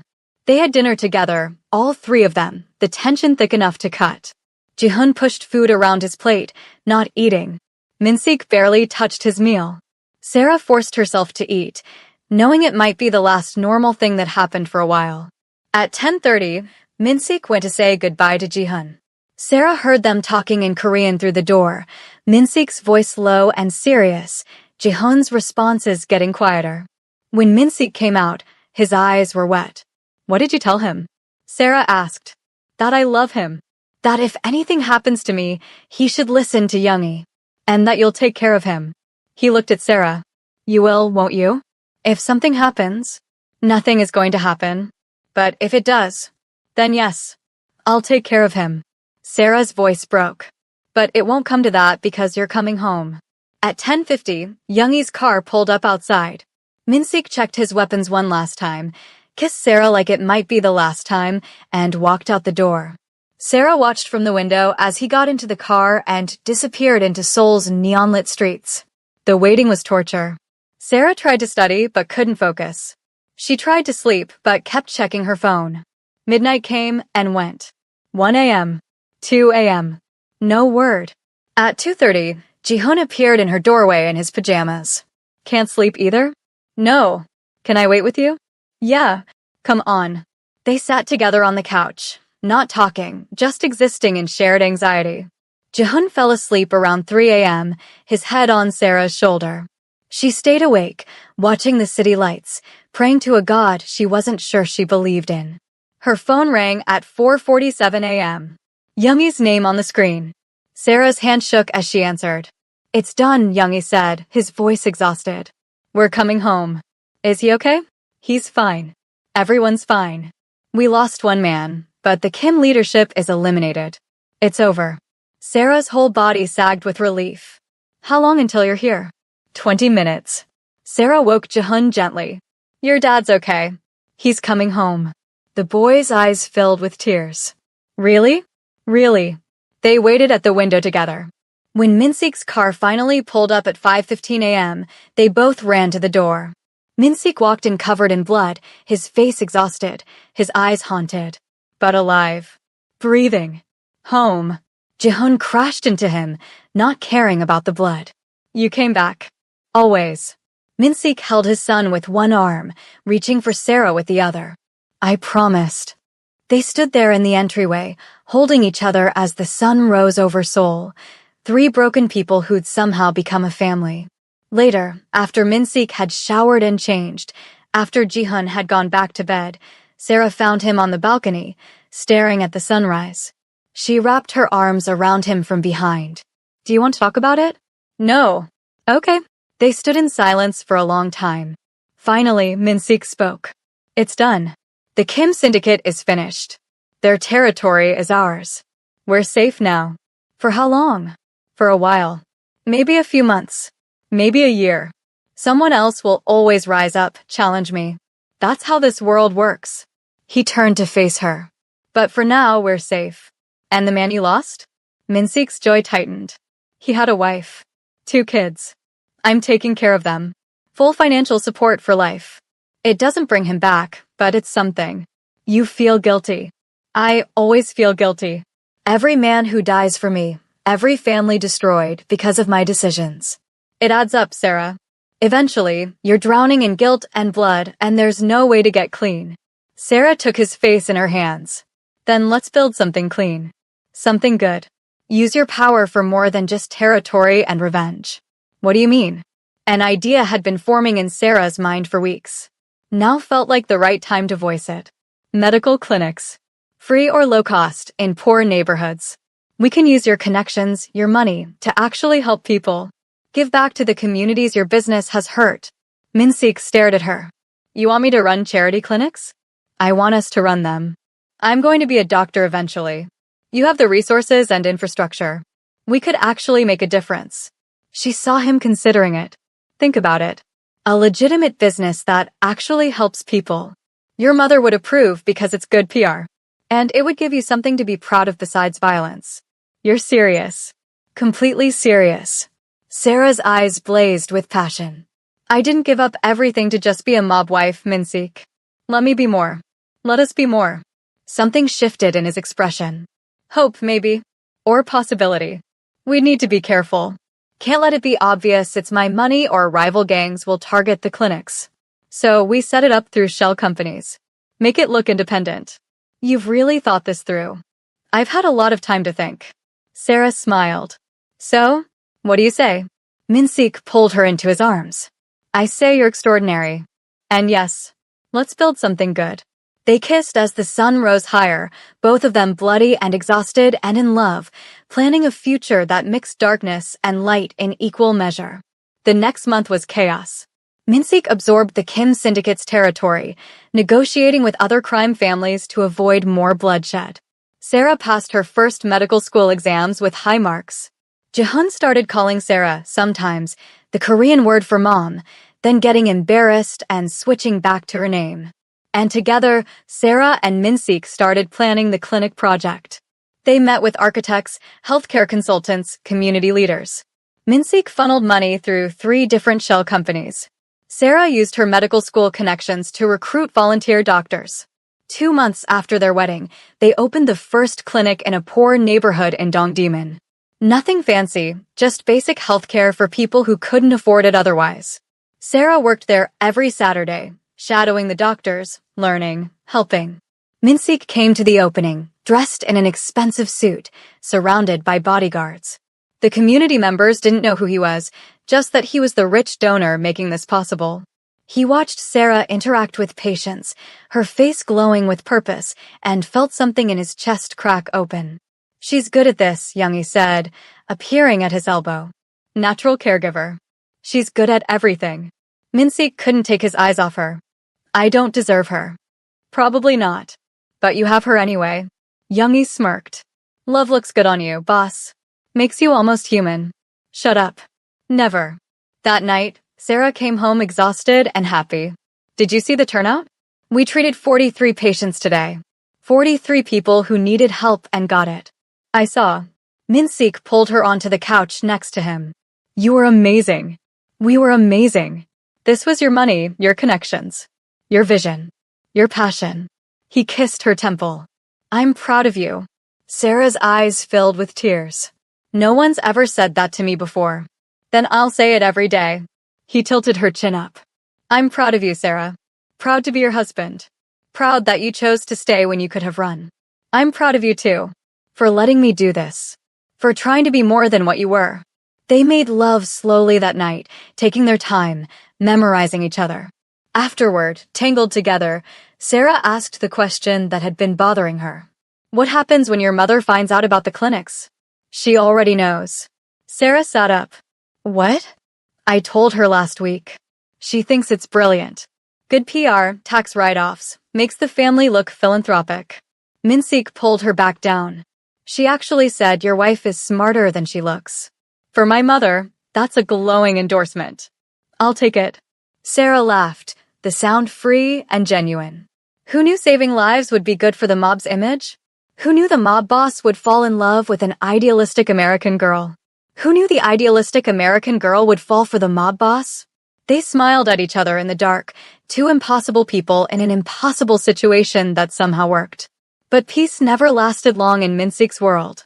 3 months into their marriage, Sarah came home from medical school to find the penthouse full of unfamiliar men. Bodyguards, she realized, more than usual. Something was wrong. She found Minseek in his office with Youngie and 3 other men she didn't recognize. They were speaking rapid Korean, too fast for her to follow.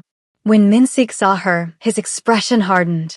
"We'll continue this later," he said in Korean. The men filed out, leaving them alone. "What's going on?" Sarah asked. "Close the door." She did. Minseek looked exhausted, stressed in a way she hadn't seen since before the Kim Syndicate elimination. "There's a problem," he said carefully. "A big one." "What kind of problem?" "The kind that puts everything at risk." He ran a hand through his hair. "Your brother, Tyler.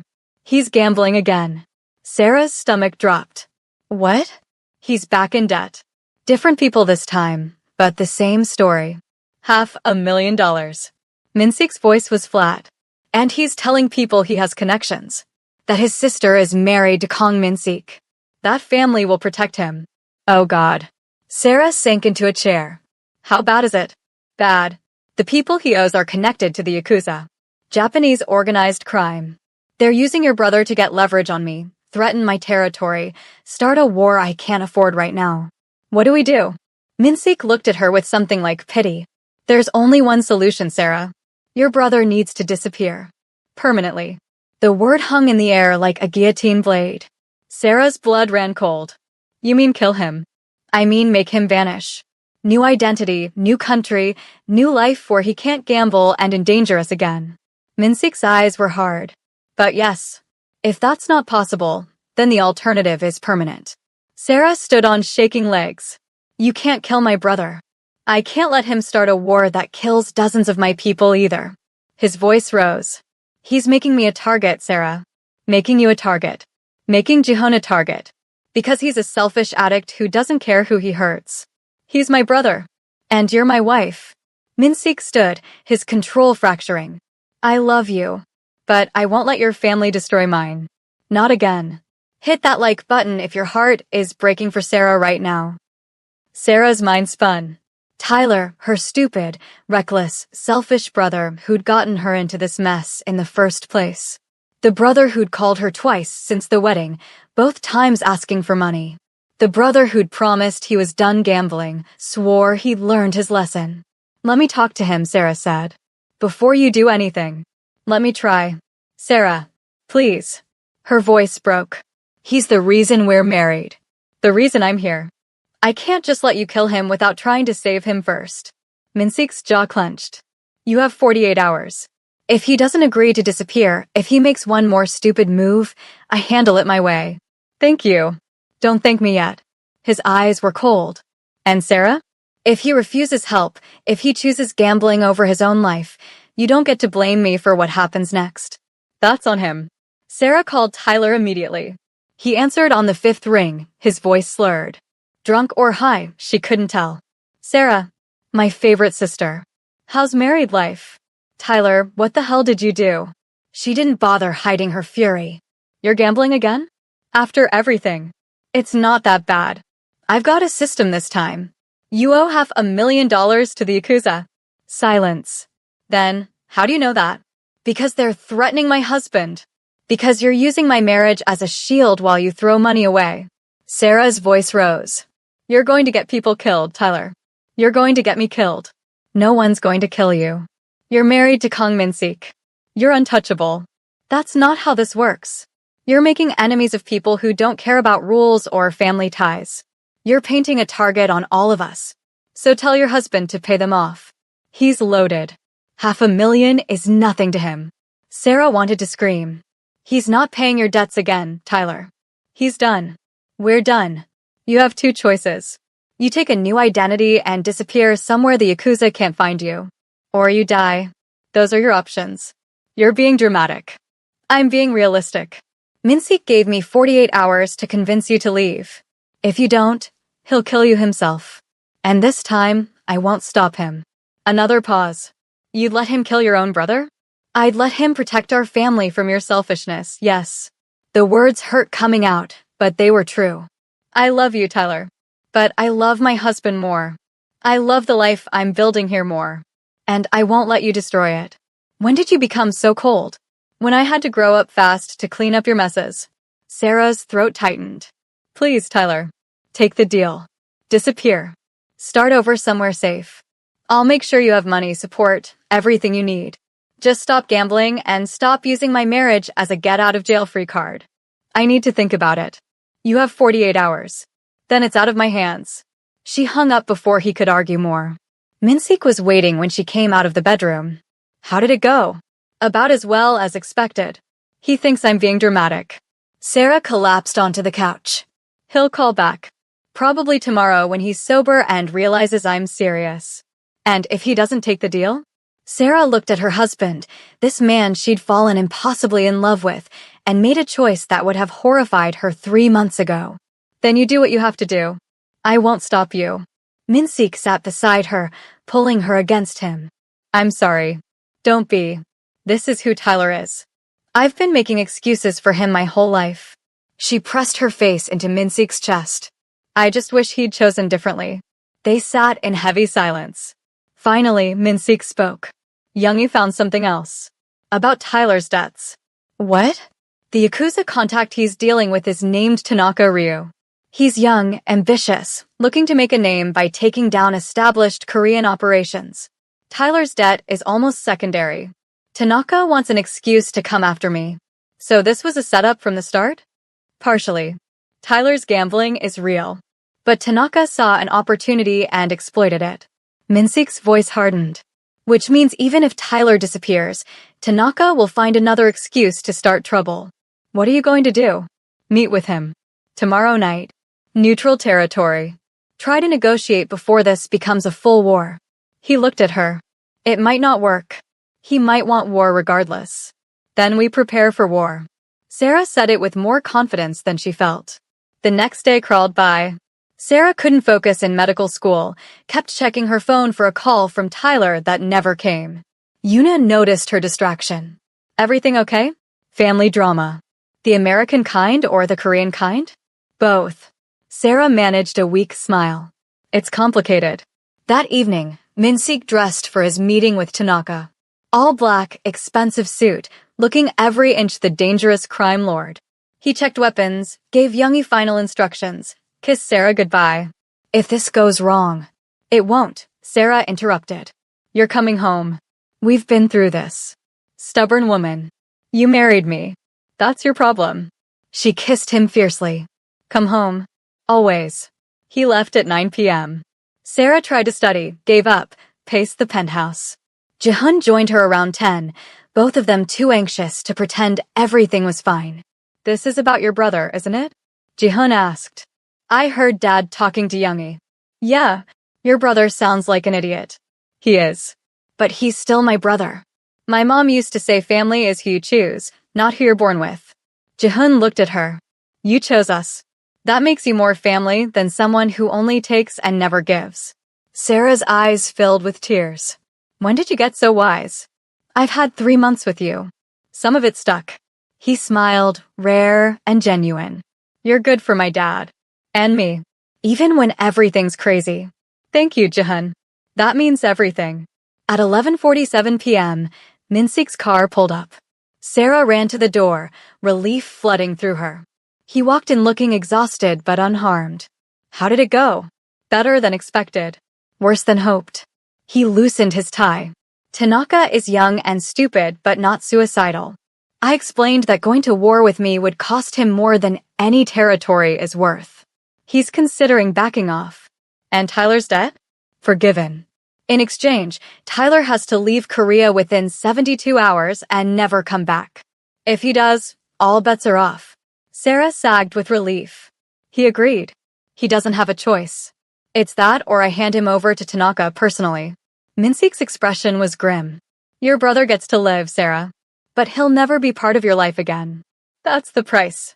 It hurt more than Sarah expected. Tyler was selfish and reckless and had nearly destroyed everything. But he was still her little brother. the kid she'd helped raise after their dad left, the teenager she'd tutored through high school. Cutting him out completely felt like amputating a limb. Okay, she whispered. Okay. Minseek held her while she cried, quiet tears for a relationship that couldn't survive the weight of addiction and bad choices. Tyler called the next morning. I heard about the deal. You're taking it? Do I have a choice? No. Sarah's voice was firm. Where will you go? Australia, maybe. Somewhere far away where I can't screw up your life anymore. He paused. I'm sorry, Sarah. For all of it. I never meant. I know. But intentions don't matter. Actions do. She softened slightly. I love you, Tyler. But I can't keep saving you from yourself. This is it. Your last chance. I know. His voice cracked. Take care of yourself, okay? And tell Mom I'm sorry. I will. Goodbye, Tyler. Goodbye, Sarah. She hung up, feeling like she'd closed a chapter of her life that could never be reopened. Minseek appeared behind her, wrapping his arms around her waist. You okay? No. But I will be. She turned in his arms. Thank you. For giving him a chance. I did it for you. Only for you. He kissed her forehead. But Sarah? No more chances. Not for him. Not for any of your family. They used up all their goodwill. I understand. Life slowly returned to normal, or what passed for normal in their world. Sarah threw herself into medical school and the clinic work. Minseek consolidated his expanded territory, making sure everyone knew the Kim syndicate's downfall wasn't a fluke. Jihoon started bringing friends home from school, no longer ashamed of his family situation. For months into their marriage, Sarah realized her period was late. Very late.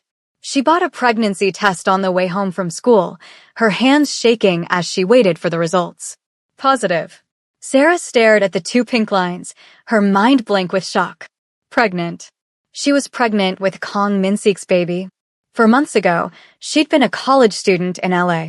Now she was married to a crime lord, living in Seoul, studying to be a doctor, and carrying his child. She needed to tell him. But how? This wasn't planned. They'd been careful mostly, but apparently not careful enough. That night, Sarah found Minseek in his office, working late. Can we talk? Always. He saved his work, giving her his full attention. What's wrong? You look pale. I'm pregnant. The words hung in the air. Minseek's expression went through several emotions too fast to track. Shock. Fear. Something that might have been joy. Then carefully controlled neutrality. How far along? I don't know. Maybe 6 weeks? I need to see a doctor. I'll arrange it.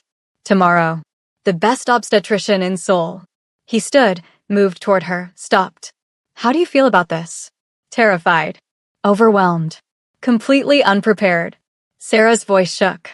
I'm 20 years old, in medical school, married to a man whose life is constantly in danger.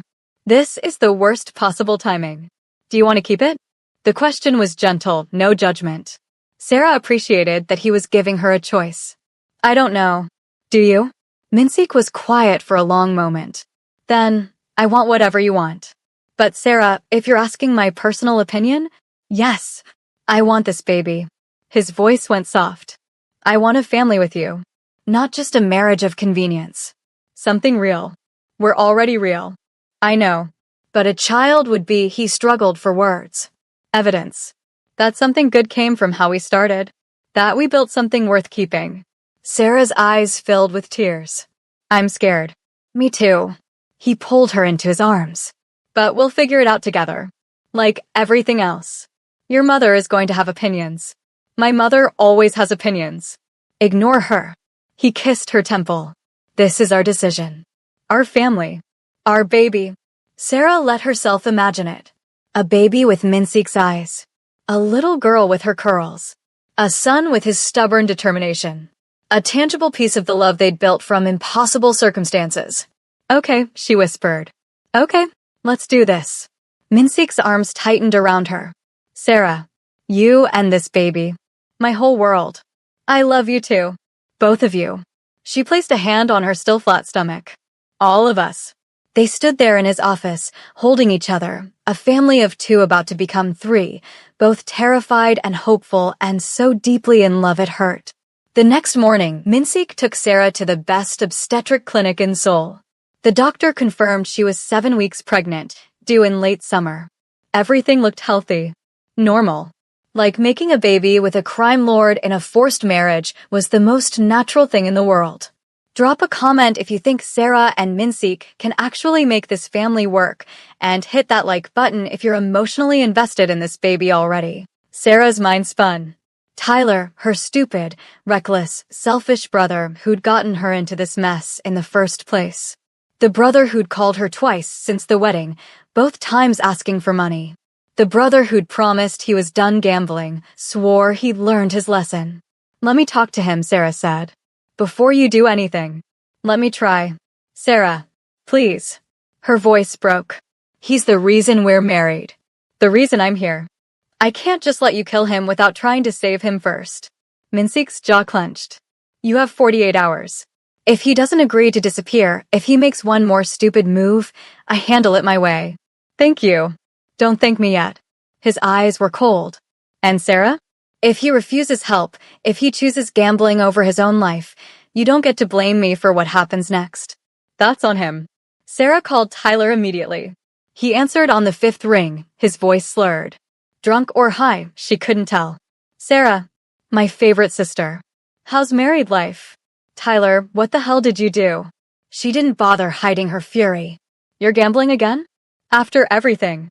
It's not that bad. I've got a system this time. You owe $500,000 to the Yakuza. Silence. Then, how do you know that? Because they're threatening my husband. Because you're using my marriage as a shield while you throw money away. Sarah's voice rose. You're going to get people killed, Tyler. You're going to get me killed. No one's going to kill you. You're married to Kong Minsik. You're untouchable. That's not how this works. You're making enemies of people who don't care about rules or family ties. You're painting a target on all of us. So tell your husband to pay them off. He's loaded. $500,000 is nothing to him. Sarah wanted to scream. He's not paying your debts again, Tyler. He's done. We're done. You have 2 choices. You take a new identity and disappear somewhere the Yakuza can't find you. Or you die. Those are your options. You're being dramatic. I'm being realistic. Minsik gave me 48 hours to convince you to leave. If you don't, he'll kill you himself. And this time, I won't stop him. Another pause. You'd let him kill your own brother? I'd let him protect our family from your selfishness, yes. The words hurt coming out, but they were true. I love you, Tyler. But I love my husband more. I love the life I'm building here more. And I won't let you destroy it. When did you become so cold? When I had to grow up fast to clean up your messes. Sarah's throat tightened. Please, Tyler. Take the deal. Disappear. Start over somewhere safe. I'll make sure you have money, support, everything you need. Just stop gambling and stop using my marriage as a get-out-of-jail-free card. I need to think about it. You have 48 hours. Then it's out of my hands. She hung up before he could argue more. Minsik was waiting when she came out of the bedroom. How did it go? About as well as expected. He thinks I'm being dramatic. Sarah collapsed onto the couch. He'll call back. Probably tomorrow when he's sober and realizes I'm serious. And if he doesn't take the deal? Sarah looked at her husband, this man she'd fallen impossibly in love with, and made a choice that would have horrified her 3 months ago. Then you do what you have to do. I won't stop you. Minsik sat beside her, pulling her against him. I'm sorry. Don't be. This is who Tyler is. I've been making excuses for him my whole life. She pressed her face into Minsik's chest. I just wish he'd chosen differently. They sat in heavy silence. Finally, Minsik spoke. Youngie found something else. About Tyler's debts. What? The Yakuza contact he's dealing with is named Tanaka Ryu. He's young, ambitious, looking to make a name by taking down established Korean operations. Tyler's debt is almost secondary. Tanaka wants an excuse to come after me. So this was a setup from the start? Partially. Tyler's gambling is real. But Tanaka saw an opportunity and exploited it. Minsik's voice hardened. Which means even if Tyler disappears, Tanaka will find another excuse to start trouble. What are you going to do? Meet with him. Tomorrow night. Neutral territory. Try to negotiate before this becomes a full war. He looked at her. It might not work. He might want war regardless. Then we prepare for war. Sarah said it with more confidence than she felt. The next day crawled by. Sarah couldn't focus in medical school, kept checking her phone for a call from Tyler that never came. Yuna noticed her distraction. Everything okay? Family drama. The American kind or the Korean kind? Both. Sarah managed a weak smile. It's complicated. That evening, Min-sik dressed for his meeting with Tanaka. All black, expensive suit, looking every inch the dangerous crime lord. He checked weapons, gave Youngie final instructions, kissed Sarah goodbye. If this goes wrong. It won't, Sarah interrupted. You're coming home. We've been through this. Stubborn woman. You married me. That's your problem. She kissed him fiercely. Come home. Always. He left at 9 p.m. Sarah tried to study, gave up, paced the penthouse. Ji-hun joined her around 10, both of them too anxious to pretend everything was fine. This is about your brother, isn't it? Ji-hun asked. I heard Dad talking to Youngie. Yeah, your brother sounds like an idiot. He is. But he's still my brother. My mom used to say family is who you choose, not who you're born with. Ji-hun looked at her. You chose us. That makes you more family than someone who only takes and never gives. Sarah's eyes filled with tears. When did you get so wise? I've had 3 months with you. Some of it stuck. He smiled, rare and genuine. You're good for my dad. And me. Even when everything's crazy. Thank you, Ji-hun. That means everything. At 11:47 p.m., Min-sik's car pulled up. Sarah ran to the door, relief flooding through her. He walked in looking exhausted but unharmed.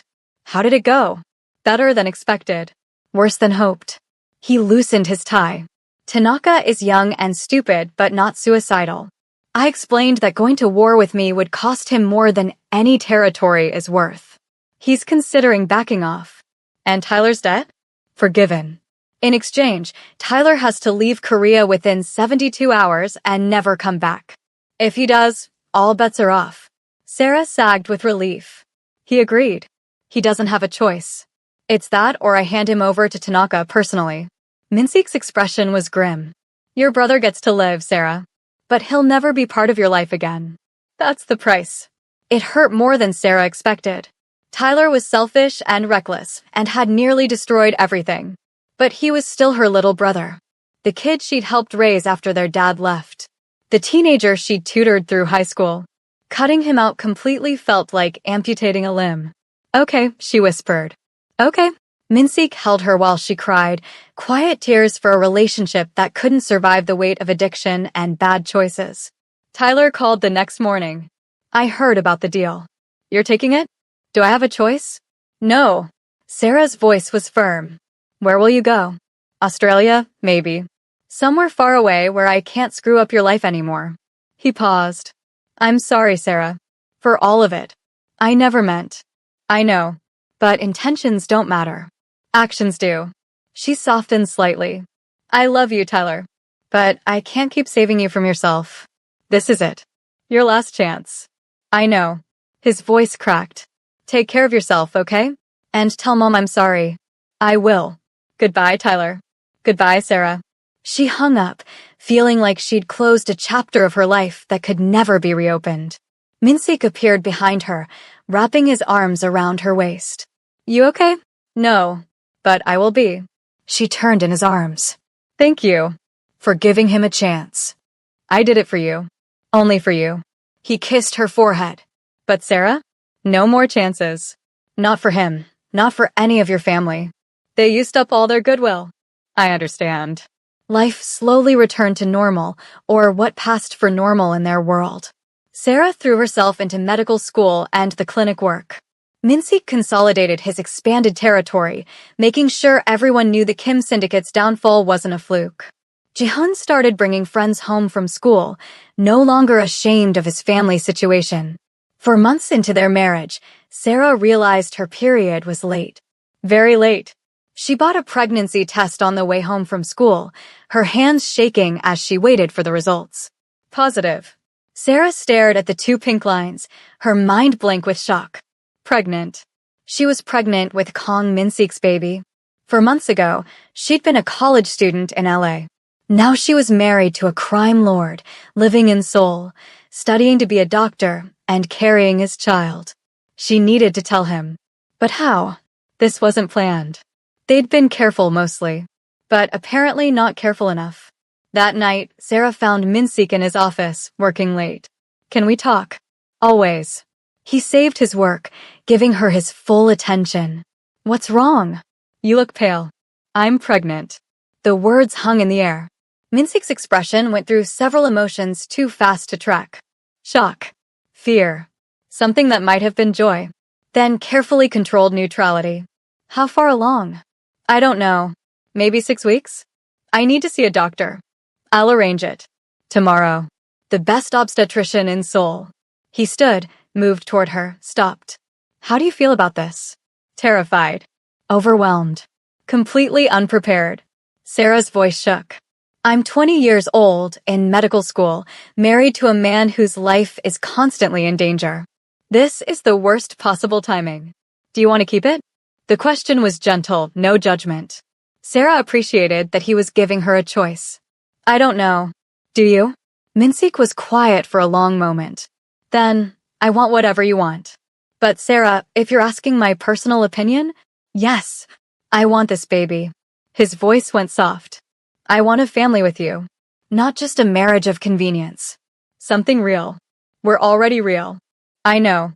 But a child would be, he struggled for words. Evidence. That something good came from how we started. That we built something worth keeping. Sarah's eyes filled with tears. I'm scared. Me too. He pulled her into his arms. But we'll figure it out together. Like everything else. Your mother is going to have opinions. My mother always has opinions. Ignore her. He kissed her temple. This is our decision. Our family. Our baby. Sarah let herself imagine it. A baby with Minsik's eyes. A little girl with her curls. A son with his stubborn determination. A tangible piece of the love they'd built from impossible circumstances. Okay, she whispered. Okay, let's do this. Minsik's arms tightened around her. Sarah, you and this baby. My whole world. I love you too. Both of you. She placed a hand on her still flat stomach. All of us. They stood there in his office, holding each other, a family of 2 about to become 3, both terrified and hopeful and so deeply in love it hurt. The next morning, Minsik took Sarah to the best obstetric clinic in Seoul. The doctor confirmed she was 7 weeks pregnant, due in late summer. Everything looked healthy. Normal. Like making a baby with a crime lord in a forced marriage was the most natural thing in the world. Drop a comment if you think Sarah and Minsik can actually make this family work, and hit that like button if you're emotionally invested in this baby already. They told Ji-hun first. The boy was doing homework at the dining table when they sat down across from him, both looking nervous. He glanced up, immediately suspicious. What did I do? Nothing. We have news. Minsik looked at Sarah, silently asking if she wanted to tell him. She nodded. I'm pregnant. You're going to be a big brother. Ji-hun's mouth fell open. His eyes went wide. For a long moment, he just stared. Then, are you serious? Very serious. So there's going to be a baby? Like, an actual baby? Here. In about 7 months, yes. Sarah tried to read his expression. How do you feel about that? Ji-hun was quiet, processing. Then his face broke into the biggest smile Sarah had ever seen from him. That's awesome. I've always wanted a sibling. He paused. Wait, does this mean you're staying? Like, permanently staying? Sarah's throat tightened. Yeah, I'm staying. Good. Ji-hun stood up, awkward but determined, and hugged her. You're really my mom now. For real. Sarah held him tight, tears streaming down her face. For real. Minsik watched them, his own eyes wet. His broken family was healing, piece by piece, held together by this strong American woman who'd stolen his heart. Telling Mrs. Kang was harder. They drove to her house on Sunday, Sarah's stomach churning with anxiety. Minsik's mother sat in her formal receiving room, tea already prepared, her expression inscrutable. You wanted to see me? Mrs. Kang's eyes went to Sarah. Both of you. This must be important. Mother, Sarah is pregnant. Minsik delivered the news directly, no build-up. Mrs. Kang's teacup paused halfway to her lips. She set it down carefully. How far along? 7 weeks. I see. She studied Sarah with those sharp eyes. And you're keeping it? Yes. Sarah kept her voice steady. We're keeping the baby. Mrs. Kang was silent for what felt like an eternity. Then, surprisingly, good. Sarah blinked. Good. A child will strengthen your position in this family. Give you purpose beyond medical school and clinic work. And it will give my son something to live for besides revenge and territory. Mrs. Kang almost smiled. You've done well, Sarah. This is what I wanted when I pushed for this marriage. Stability. Family. Continuity. So you're not angry? Angry? Why would I be angry? This is excellent news. Mrs. Kang's expression softened almost imperceptibly. I will be a grandmother again. Ji-hun needs a sibling. The family needs an heir. Everything is proceeding as it should. It was the most approval Sarah had ever received from her mother-in-law. She didn't know whether to be relieved or terrified. After they left, Minsik exhaled heavily. That went better than expected. Your mother is pleased I'm fulfilling my role as baby-making machine. That's not what she meant. Isn't it? Sarah looked out the car window at Seoul passing by. I'm finally useful. Finally serving my purpose. Minsik pulled over suddenly, the car jerking to a stop. He turned to face her. Listen to me. You are not a machine. You are not just serving a purpose. You're my wife. The mother of my children. The woman I love more than my own life. His voice was fierce. My mother's approval doesn't matter. What matters is us. This family we're building. Understand? Sarah nodded, tears spilling over. Pregnancy hormones are making me crazy. You're allowed to be crazy. You're growing a human. He wiped her tears gently. But don't ever think you're just useful. You're essential. There's a difference. They drove home, Sarah feeling settled again. That night, Minsik fell asleep with his hand on her stomach, protective even in sleep. Sarah lay awake, thinking about the future. A baby. Their baby. Growing inside her, connecting her to this life, this family, this impossible love story permanently. Medical school became harder as the weeks passed. Morning sickness hit hard, forcing Sarah to miss classes. Professor Kim was understanding once she explained, but the other students gossiped. The young American married student, pregnant already, probably trapped. If they only knew. Yuna was the only one Sarah told the full truth. They were studying in the library when Sarah finally broke down. I got pregnant in a forced marriage to a crime lord, and now I'm tied to this life forever. How insane is that? Yuna looked up from her textbook. Pretty insane. But are you happy? That's the crazy part. I am. I love him. I love Ji-hun. I love this baby already. Sarah's hand went to her stomach, now showing a small bump at 12 weeks. I should hate all of this. But I don't. Then maybe it's not insane. Maybe it's just your life. Yuna smiled. Besides, crime lord husband sounds way more interesting than the boring guys our parents want us to marry. It's definitely not boring. Sarah laughed despite everything. At 16 weeks, they found out the sex. A girl. Minsik cried in the ultrasound room, holding Sarah's hand, staring at the screen like it held all the secrets of the universe. A daughter, he whispered. We're having a daughter. Are you disappointed? I know some Korean families prefer sons. Disappointed? Sarah, she's perfect. He kissed her forehead, her cheeks, her lips. A little girl. Our little girl. They started preparing the nursery, converting one of the guest rooms. Minsik insisted on the best of everything. Designer furniture, imported from Italy. The softest blankets, organic cotton. Educational toys recommended by child development experts. Sarah had to rein him in. She's a baby, not a CEO. She doesn't need a $15,000 crib. She's my daughter. She deserves the best. She deserves parents who love her. The rest is just stuff. Ji-hun helped paint the nursery pale yellow, getting more paint on himself than the walls. They laughed together, the three of them, imagining the little girl who would join their family. Ji-hun was already planning how to teach her taekwondo, soccer, everything he knew. What if she doesn't like sports? Sarah asked. Then I'll teach her other stuff. Reading, drawing, whatever she wants. Jaehoon's face was serious. I'm going to be the best big brother. Like, the best ever. You already are, Sarah told him. At 20 weeks, Sarah woke in the middle of the night, gasping. Pain. Sharp, pulling pain in her abdomen. Minsik woke immediately. What's wrong? It hurts. Something's wrong. Panic flooded through her. They rushed to the hospital, Minsik driving too fast, running red lights, his face set in grim determination. The emergency room staff took one look at the feared Kang Minsik and moved at lightning speed.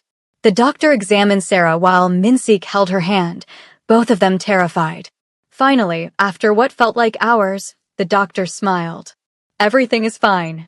It was round ligament pain, very common in second trimester. The baby is healthy. Strong heartbeat. The relief was overwhelming. Sarah burst into tears. Minsik held her, his own body shaking. I thought we were losing her, Sarah sobbed. But we didn't. She's okay. You're okay. He pressed his forehead to hers. God, Sarah, I can't lose you. Either of you. You won't. We're fighters. All three of us. They went home as the sun rose, exhausted and grateful. Jaehoon was waiting, having gotten himself ready for school despite the chaos. He looked at them anxiously. Is the baby okay? The baby's fine. False alarm. Sarah pulled him into a hug. Your sister is tough. Just like her big brother. Good. I already love her. Jaehoon's voice was muffled against Sarah's shoulder. I can't lose another mom. Sarah's heart broke and healed simultaneously. You won't. I promise. At 24 weeks, Sarah had to take a semester off from medical school. The pregnancy was taking too much energy and the stress wasn't good for the baby. She hated it, felt like she was falling behind, losing her dreams again. Minsik found her crying in the nursery one afternoon. Talk to me. I'm losing everything. My education, my independence, my future. I'm becoming exactly what your mother wanted. Just a wife and mother. That's not true, isn't it? I dropped out of school. I spend my days preparing for a baby. I've become domestic. Minsik sat beside her on the nursery floor. You're taking a semester off, not dropping out. You'll go back after the baby's born. We'll hire help, whatever you need. Your dreams don't end because you're having a child. Promise? I promise. You're going to be Dr. Sarah Kang. And our daughter is going to be so proud of her mother. He pulled her close. You're not losing yourself, Sarah. You're expanding yourself. There's a difference. When did you become so wise? When I fell in love with a stubborn American woman who won't let me get away with anything. He kissed her stomach. And when I realized I'm going to be a father to a daughter who will probably be just as stubborn. Definitely just as stubborn. The weeks crawled by. Sarah's body changed, her belly growing round and heavy. She felt beautiful and awkward at the same time. Minsik thought she was glowing, told her constantly, made love to her gently, worshipfully, like she was made of glass. At 30 weeks, the clinic they'd opened together had its first anniversary. Sarah went to the celebration, her belly huge under a loose dress. The community members who'd been served by the clinic surrounded her with gratitude and blessings for the baby. An elderly Korean woman took Sarah's hand, speaking in heavily accented English. You have kind heart. Give medical care to poor people. Your baby will be blessed. Sarah's eyes filled with tears. Thank you. Your husband, he good man too. He hide it, but I see. He love you very much. Sarah looked across the room where Minsik stood with Youngie, discussing clinic expansion plans. As if sensing her gaze, he looked up, his face transforming when he saw her. The Ice King melted, replaced by a man so deeply in love it showed in every line of his body. Yes, Sarah said softly. He loves me very much. At 34 weeks, Sarah went into false labor. Again, the hospital, again the panic, again the relief when everything was fine. But the doctor warned her. The baby could come anytime now. You're in the safe zone. Everything is developed. But try to rest. Stress isn't good. Rest was impossible. Minsik was in the middle of negotiations with a Chinese crime syndicate trying to move into his territory. The situation was tense, violent. He came home late every night, exhausted and covered in bruises he tried to hide. I'm handling it, he insisted when Sarah confronted him. You're going to get yourself killed right before our daughter is born. I won't. I promise. But his eyes were haunted. Sarah knew that look. Knew he was planning something dangerous. Something that might not end well. Minsik, please. Whatever you're planning, find another way. There is no other way. They're pushing too hard. If I don't respond, I look weak. If I look weak, every gang in Asia will try to take my territory. It has to be now. What has to be now? He didn't answer, which was answer enough. That night, Sarah couldn't sleep. She lay in bed, her huge belly making it impossible to get comfortable, anxiety eating at her. Minsik was planning something big. Something that could leave her a widow with a newborn baby. At 2 a.m., she felt it. A contraction. Real, unmistakable. Different from the false alarms. Minsik. She shook him awake. It's time. He shot up, instantly alert. Are you sure? Another contraction hit, stronger. I'm sure. Chaos erupted. Minsik calling the hospital, calling Youngie to watch Ji-hun, grabbing the hospital bag they'd packed weeks ago. They made it to the car, Minsik driving carefully this time, his hand finding Sarah's between contractions. You're doing amazing, he said. I haven't done anything yet. You're about to bring our daughter into the world. That's everything. They reached the hospital at 3 a.m. The private suite was ready, the best doctors on call. Labor was long, brutal, painful in ways Sarah hadn't imagined. Minsik stayed by her side the entire time, letting her squeeze his hand until it turned white, coaching her breathing, wiping her forehead. I can't do this, Sarah gasped at hour 12. Yes, you can. You're the strongest person I know. I'm not strong. I'm dying. You're not dying. You're bringing life. There's a difference. He kissed her forehead. Just a little more, Sarah. You can do this. At 4:47 p.m., after 14 hours of labor, their daughter entered the world screaming.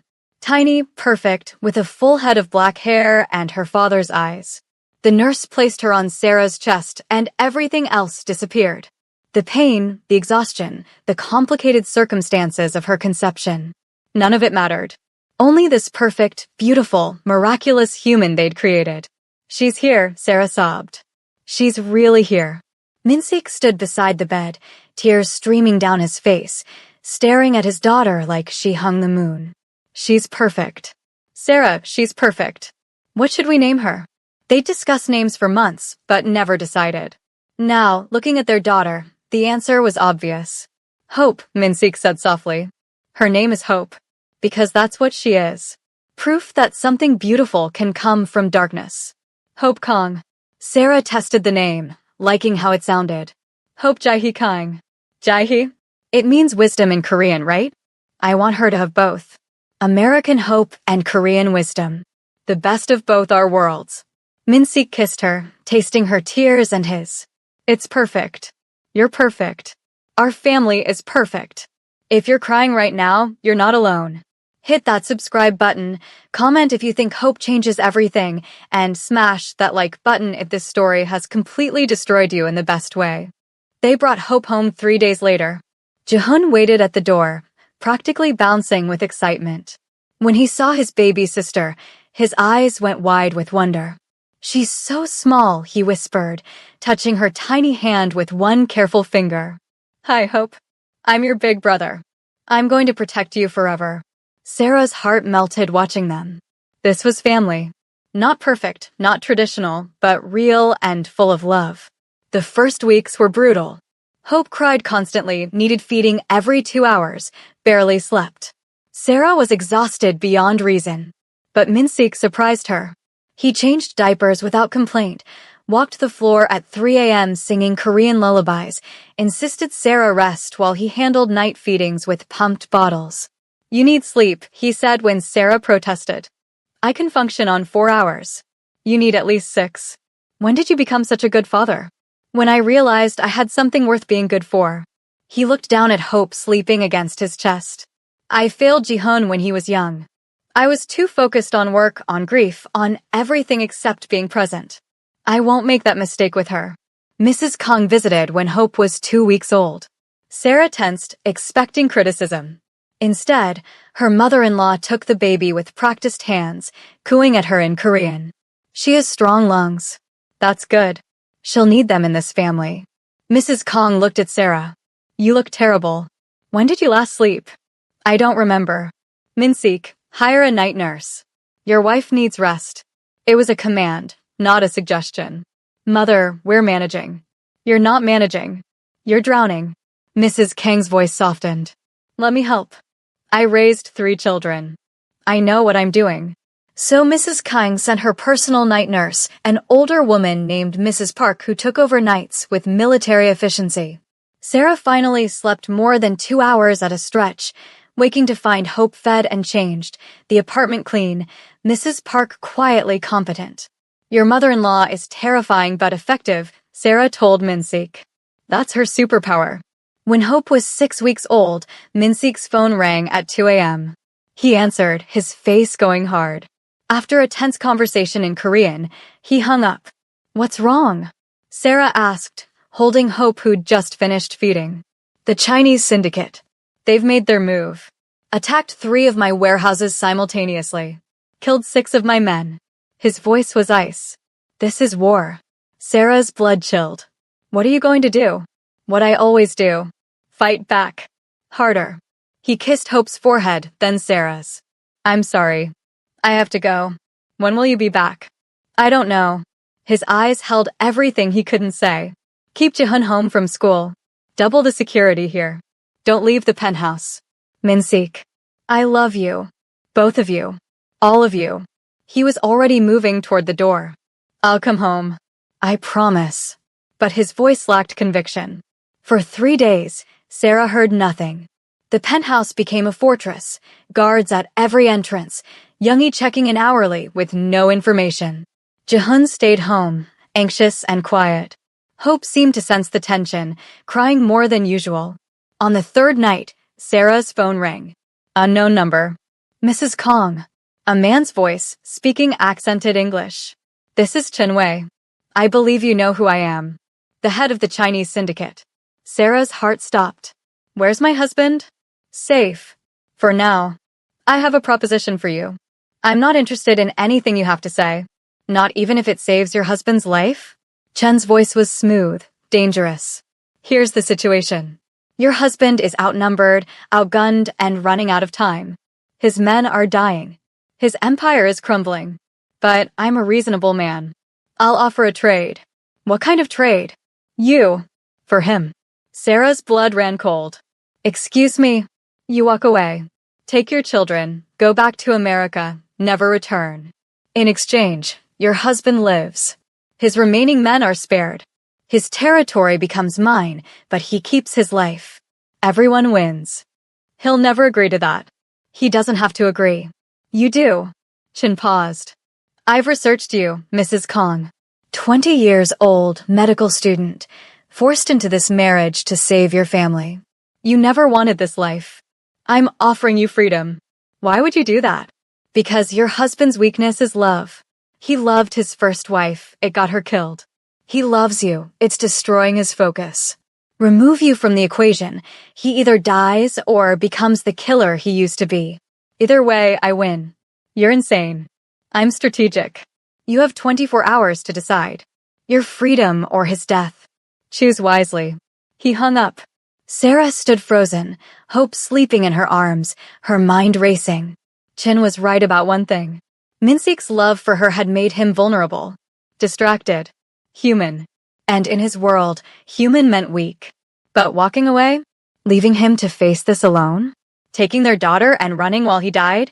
She couldn't do it. Wouldn't do it. Sarah called Youngie. I need you to get a message to Minsik. Now. What message? Tell him Chen Wei called. Tell him I'm not leaving. Tell him, her voice broke.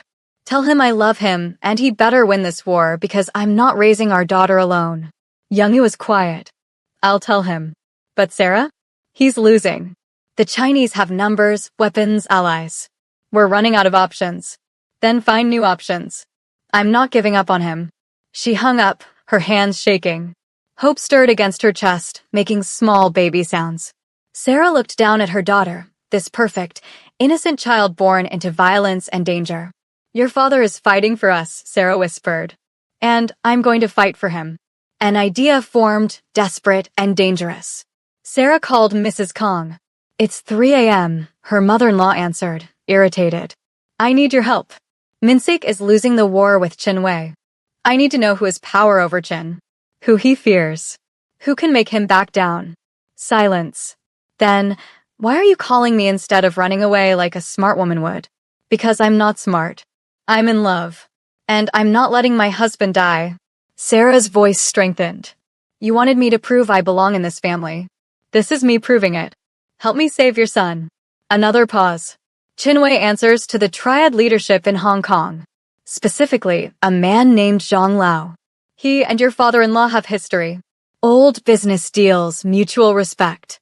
"Can you get me a meeting with Zhang? You want to negotiate with the triad?" Mrs. Kang's voice held something like respect. "That's either brilliant or suicidal. Probably both. Can you do it?" "I can get you the meeting. What you do with it is your problem." Mrs. Kong paused. "Don't get yourself killed. My granddaughter needs her mother." The meeting was arranged for the next evening. Mrs. Kang herself drove Sarah to a private restaurant in Gangnam. Hope stayed home with Mrs. Park and heavy security. Jehun wanted to come, but Sarah refused. "If this goes wrong, you take care of your sister. Promise me. It won't go wrong." But Jehun's eyes were scared. Zhang Lao was in his 70s, elegant in a traditional Chinese suit. He studied Sarah as she sat across from him, Mrs. Kong beside her as translator and mediator. "You're very young to be negotiating with triad leadership," Zhang said in Mandarin. Mrs. Kong translated to English. "I'm young to be a lot of things. But here I am." Sarah kept her voice steady. "Qin Wei is trying to take my husband's territory. He's threatening to kill him unless I leave. I'm aware of the situation." "Then you know Qin is acting rashly. My husband controls major ports, has political connections, maintains order. If Qin kills him and takes over, there'll be chaos. Rival gangs will see opportunity. The police will crack down. Everyone loses." Zhang sipped his tea. "Continue." "But if you call Qin off, order him to negotiate peace instead of war, everyone wins. My husband keeps his territory. Qin saves face by getting concessions instead of a bloodbath. You maintain stability in Seoul's underworld. No mess, no attention, no chaos. And what do I get for this intervention?" Sarah had anticipated this. "Access. My husband's shipping routes for your operations. 10% below market rate for the next 5 years. And a guarantee that Seoul remains neutral territory in future triad expansions." Zhang's eyebrows rose. "You offer much for someone with no authority." "I speak for my husband in this matter. It was a lie, but a necessary one. And I speak for myself. I'm about to become a doctor. I can provide medical services for your people. Quietly. Efficiently. No questions asked." Mrs. Kang translated, adding her own commentary in rapid Mandarin. Zhang listened, then smiled slowly. "Your daughter-in-law has steel in her spine. I like that." He looked at Sarah. "I'll call Qin Wei off. He'll be disappointed, but he'll obey. Your husband will owe me a favor. A large one. And you'll provide those medical services when I need them." "Agreed. One more thing." Zhang's smile faded. "If you ever betray this agreement, if your husband or his organization comes after my interests, I'll forget this conversation happened. And Qin Wei will finish what he started." "Clear." "Crystal clear." Zhang stood, bowing slightly. "You're an unusual woman, Mrs. Kong. Unusual women are dangerous." "I respect that." After he left, Mrs. Kong turned to Sarah. "You just made a deal with the devil." "I made a deal that saves my husband's life. That's all that matters." "You offered medical services. That means treating criminals, gunshot wounds, hiding evidence." "I know what it means. Can you live with that?" Sarah thought about Minsik, about hope, about the family she'd built from impossible circumstances. "I can live with anything except losing them." Mrs. Kang's expression softened. "You really do love him. More than I thought possible." Within 3 hours, the war ended. Qin Wei pulled back his forces, called for negotiation. Youngie reported that Minsik was alive, injured but alive, coming home. Sarah waited at the penthouse, Hope sleeping in her arms. When the door finally opened and Minsik walked in, bloodied and limping but breathing, Sarah's knees nearly gave out. "You're alive. I'm alive." He crossed to her, pulling her and Hope against him. Chinwei backed off. I don't know why, but I'm not questioning it. Sarah decided not to tell him about her deal with Zhang. Not yet. Maybe not ever. Some secrets were necessary for survival. Over the next months, life found a new rhythm. Minsik recovered from his injuries. The negotiated peace with Chinwei held, giving everyone breathing room. Sarah started back at medical school part-time, determined to finish her degree. Hope grew, becoming more alert, more present. And occasionally, Sarah got encrypted messages. A location. A time. She'd go, provide medical care to men with bullet wounds or knife injuries, asking no questions, leaving no trace. The price of peace. Minsik never asked where she went on those nights. Maybe he knew. Maybe he didn't want to know. Either way, they had an unspoken understanding. They were both doing what was necessary to protect their family. 1 year after their wedding, they renewed their vows. This time by choice, not force. In the mountains at the Hanok, just family. Ji-hun, Hope, Youngie, Mrs. Kong, a handful of close friends. Sarah wore a simple white dress. Minsik wore a suit. Hope gurgled happily in Ji-hun's arms. 1 year ago, I married you to save my family, Sarah said, her vows in English and Korean. Today, I marry you because you've become my family. My home. My heart. I choose you, Kong Minsik. Every day, for the rest of our lives. Minsik's vows were simpler. You taught me how to be human again. How to love without fear. How to hope. I promise to protect you, cherish you, and love you until my last breath. You and our children are my greatest achievement. My only legacy that matters. They kissed while their daughter clapped and Ji-hun made gagging sounds and Mrs. Kong dabbed her eyes with a handkerchief she'd never admit to needing. Later, after everyone left, after Hope was asleep and Ji-hun was in his room, Sarah and Minsik stood on the Hanok's porch, watching stars emerge over the mountains. Do you regret it? Minsik asked quietly. Everything that happened? How we started? Sarah considered the question honestly. The forced marriage. The fear. The violence. The impossible circumstances that had brought them together. No, she said finally. I regret that my brother's addiction put us in that situation. I regret the pain we went through. But I don't regret where we ended up. Because this, us, our family, this complicated, beautiful life, it's worth every hard moment. Even the parts where you have to provide illegal medical services to criminals to keep the peace? So he did know. Sarah looked at him. Even that. Because it keeps you alive. Keeps our family safe. I'd do anything for that. That's what worries me. You shouldn't have to compromise your morals for me. Love is compromise. You compromised your ice-cold heart for me. I compromise my idealistic morals for you. We meet in the middle and build something real. She turned to face him fully. I'm not asking for permission or forgiveness. I made my choice. I choose you. I choose us. Every time. Minsik pulled her close, his arms wrapping around her like he could shield her from the world. I don't deserve you. Probably not. But you have me anyway. She smiled against his chest. We're stuck with each other, remember? Best deal I ever made. They stood there under the stars, two impossible people in an impossible love, survivors of circumstances that should have destroyed them, but somehow made them stronger. Inside, Hope started crying, her newborn wail demanding attention. Minsik pulled back. I'll get her. You rest. Sarah watched him go, this dangerous man turned devoted father, and felt overwhelming gratitude. Their story wasn't a fairy tale. It was messy and violent and complicated. But it was theirs. And that was more than enough. If Sarah and Minsik's journey from forced marriage to real love touched your heart, smash that subscribe button because we have more incredible true love stories coming your way. Drop a comment telling us what moment made you believe in their love, and hit that like button if you're a hopeless romantic like us. Share this with someone who needs to believe that love can bloom even in the darkest circumstances. Thanks for watching, family. Remember, sometimes the best love stories start in the most impossible ways. Until next time, keep believing in second chances and the power of choosing love every single day.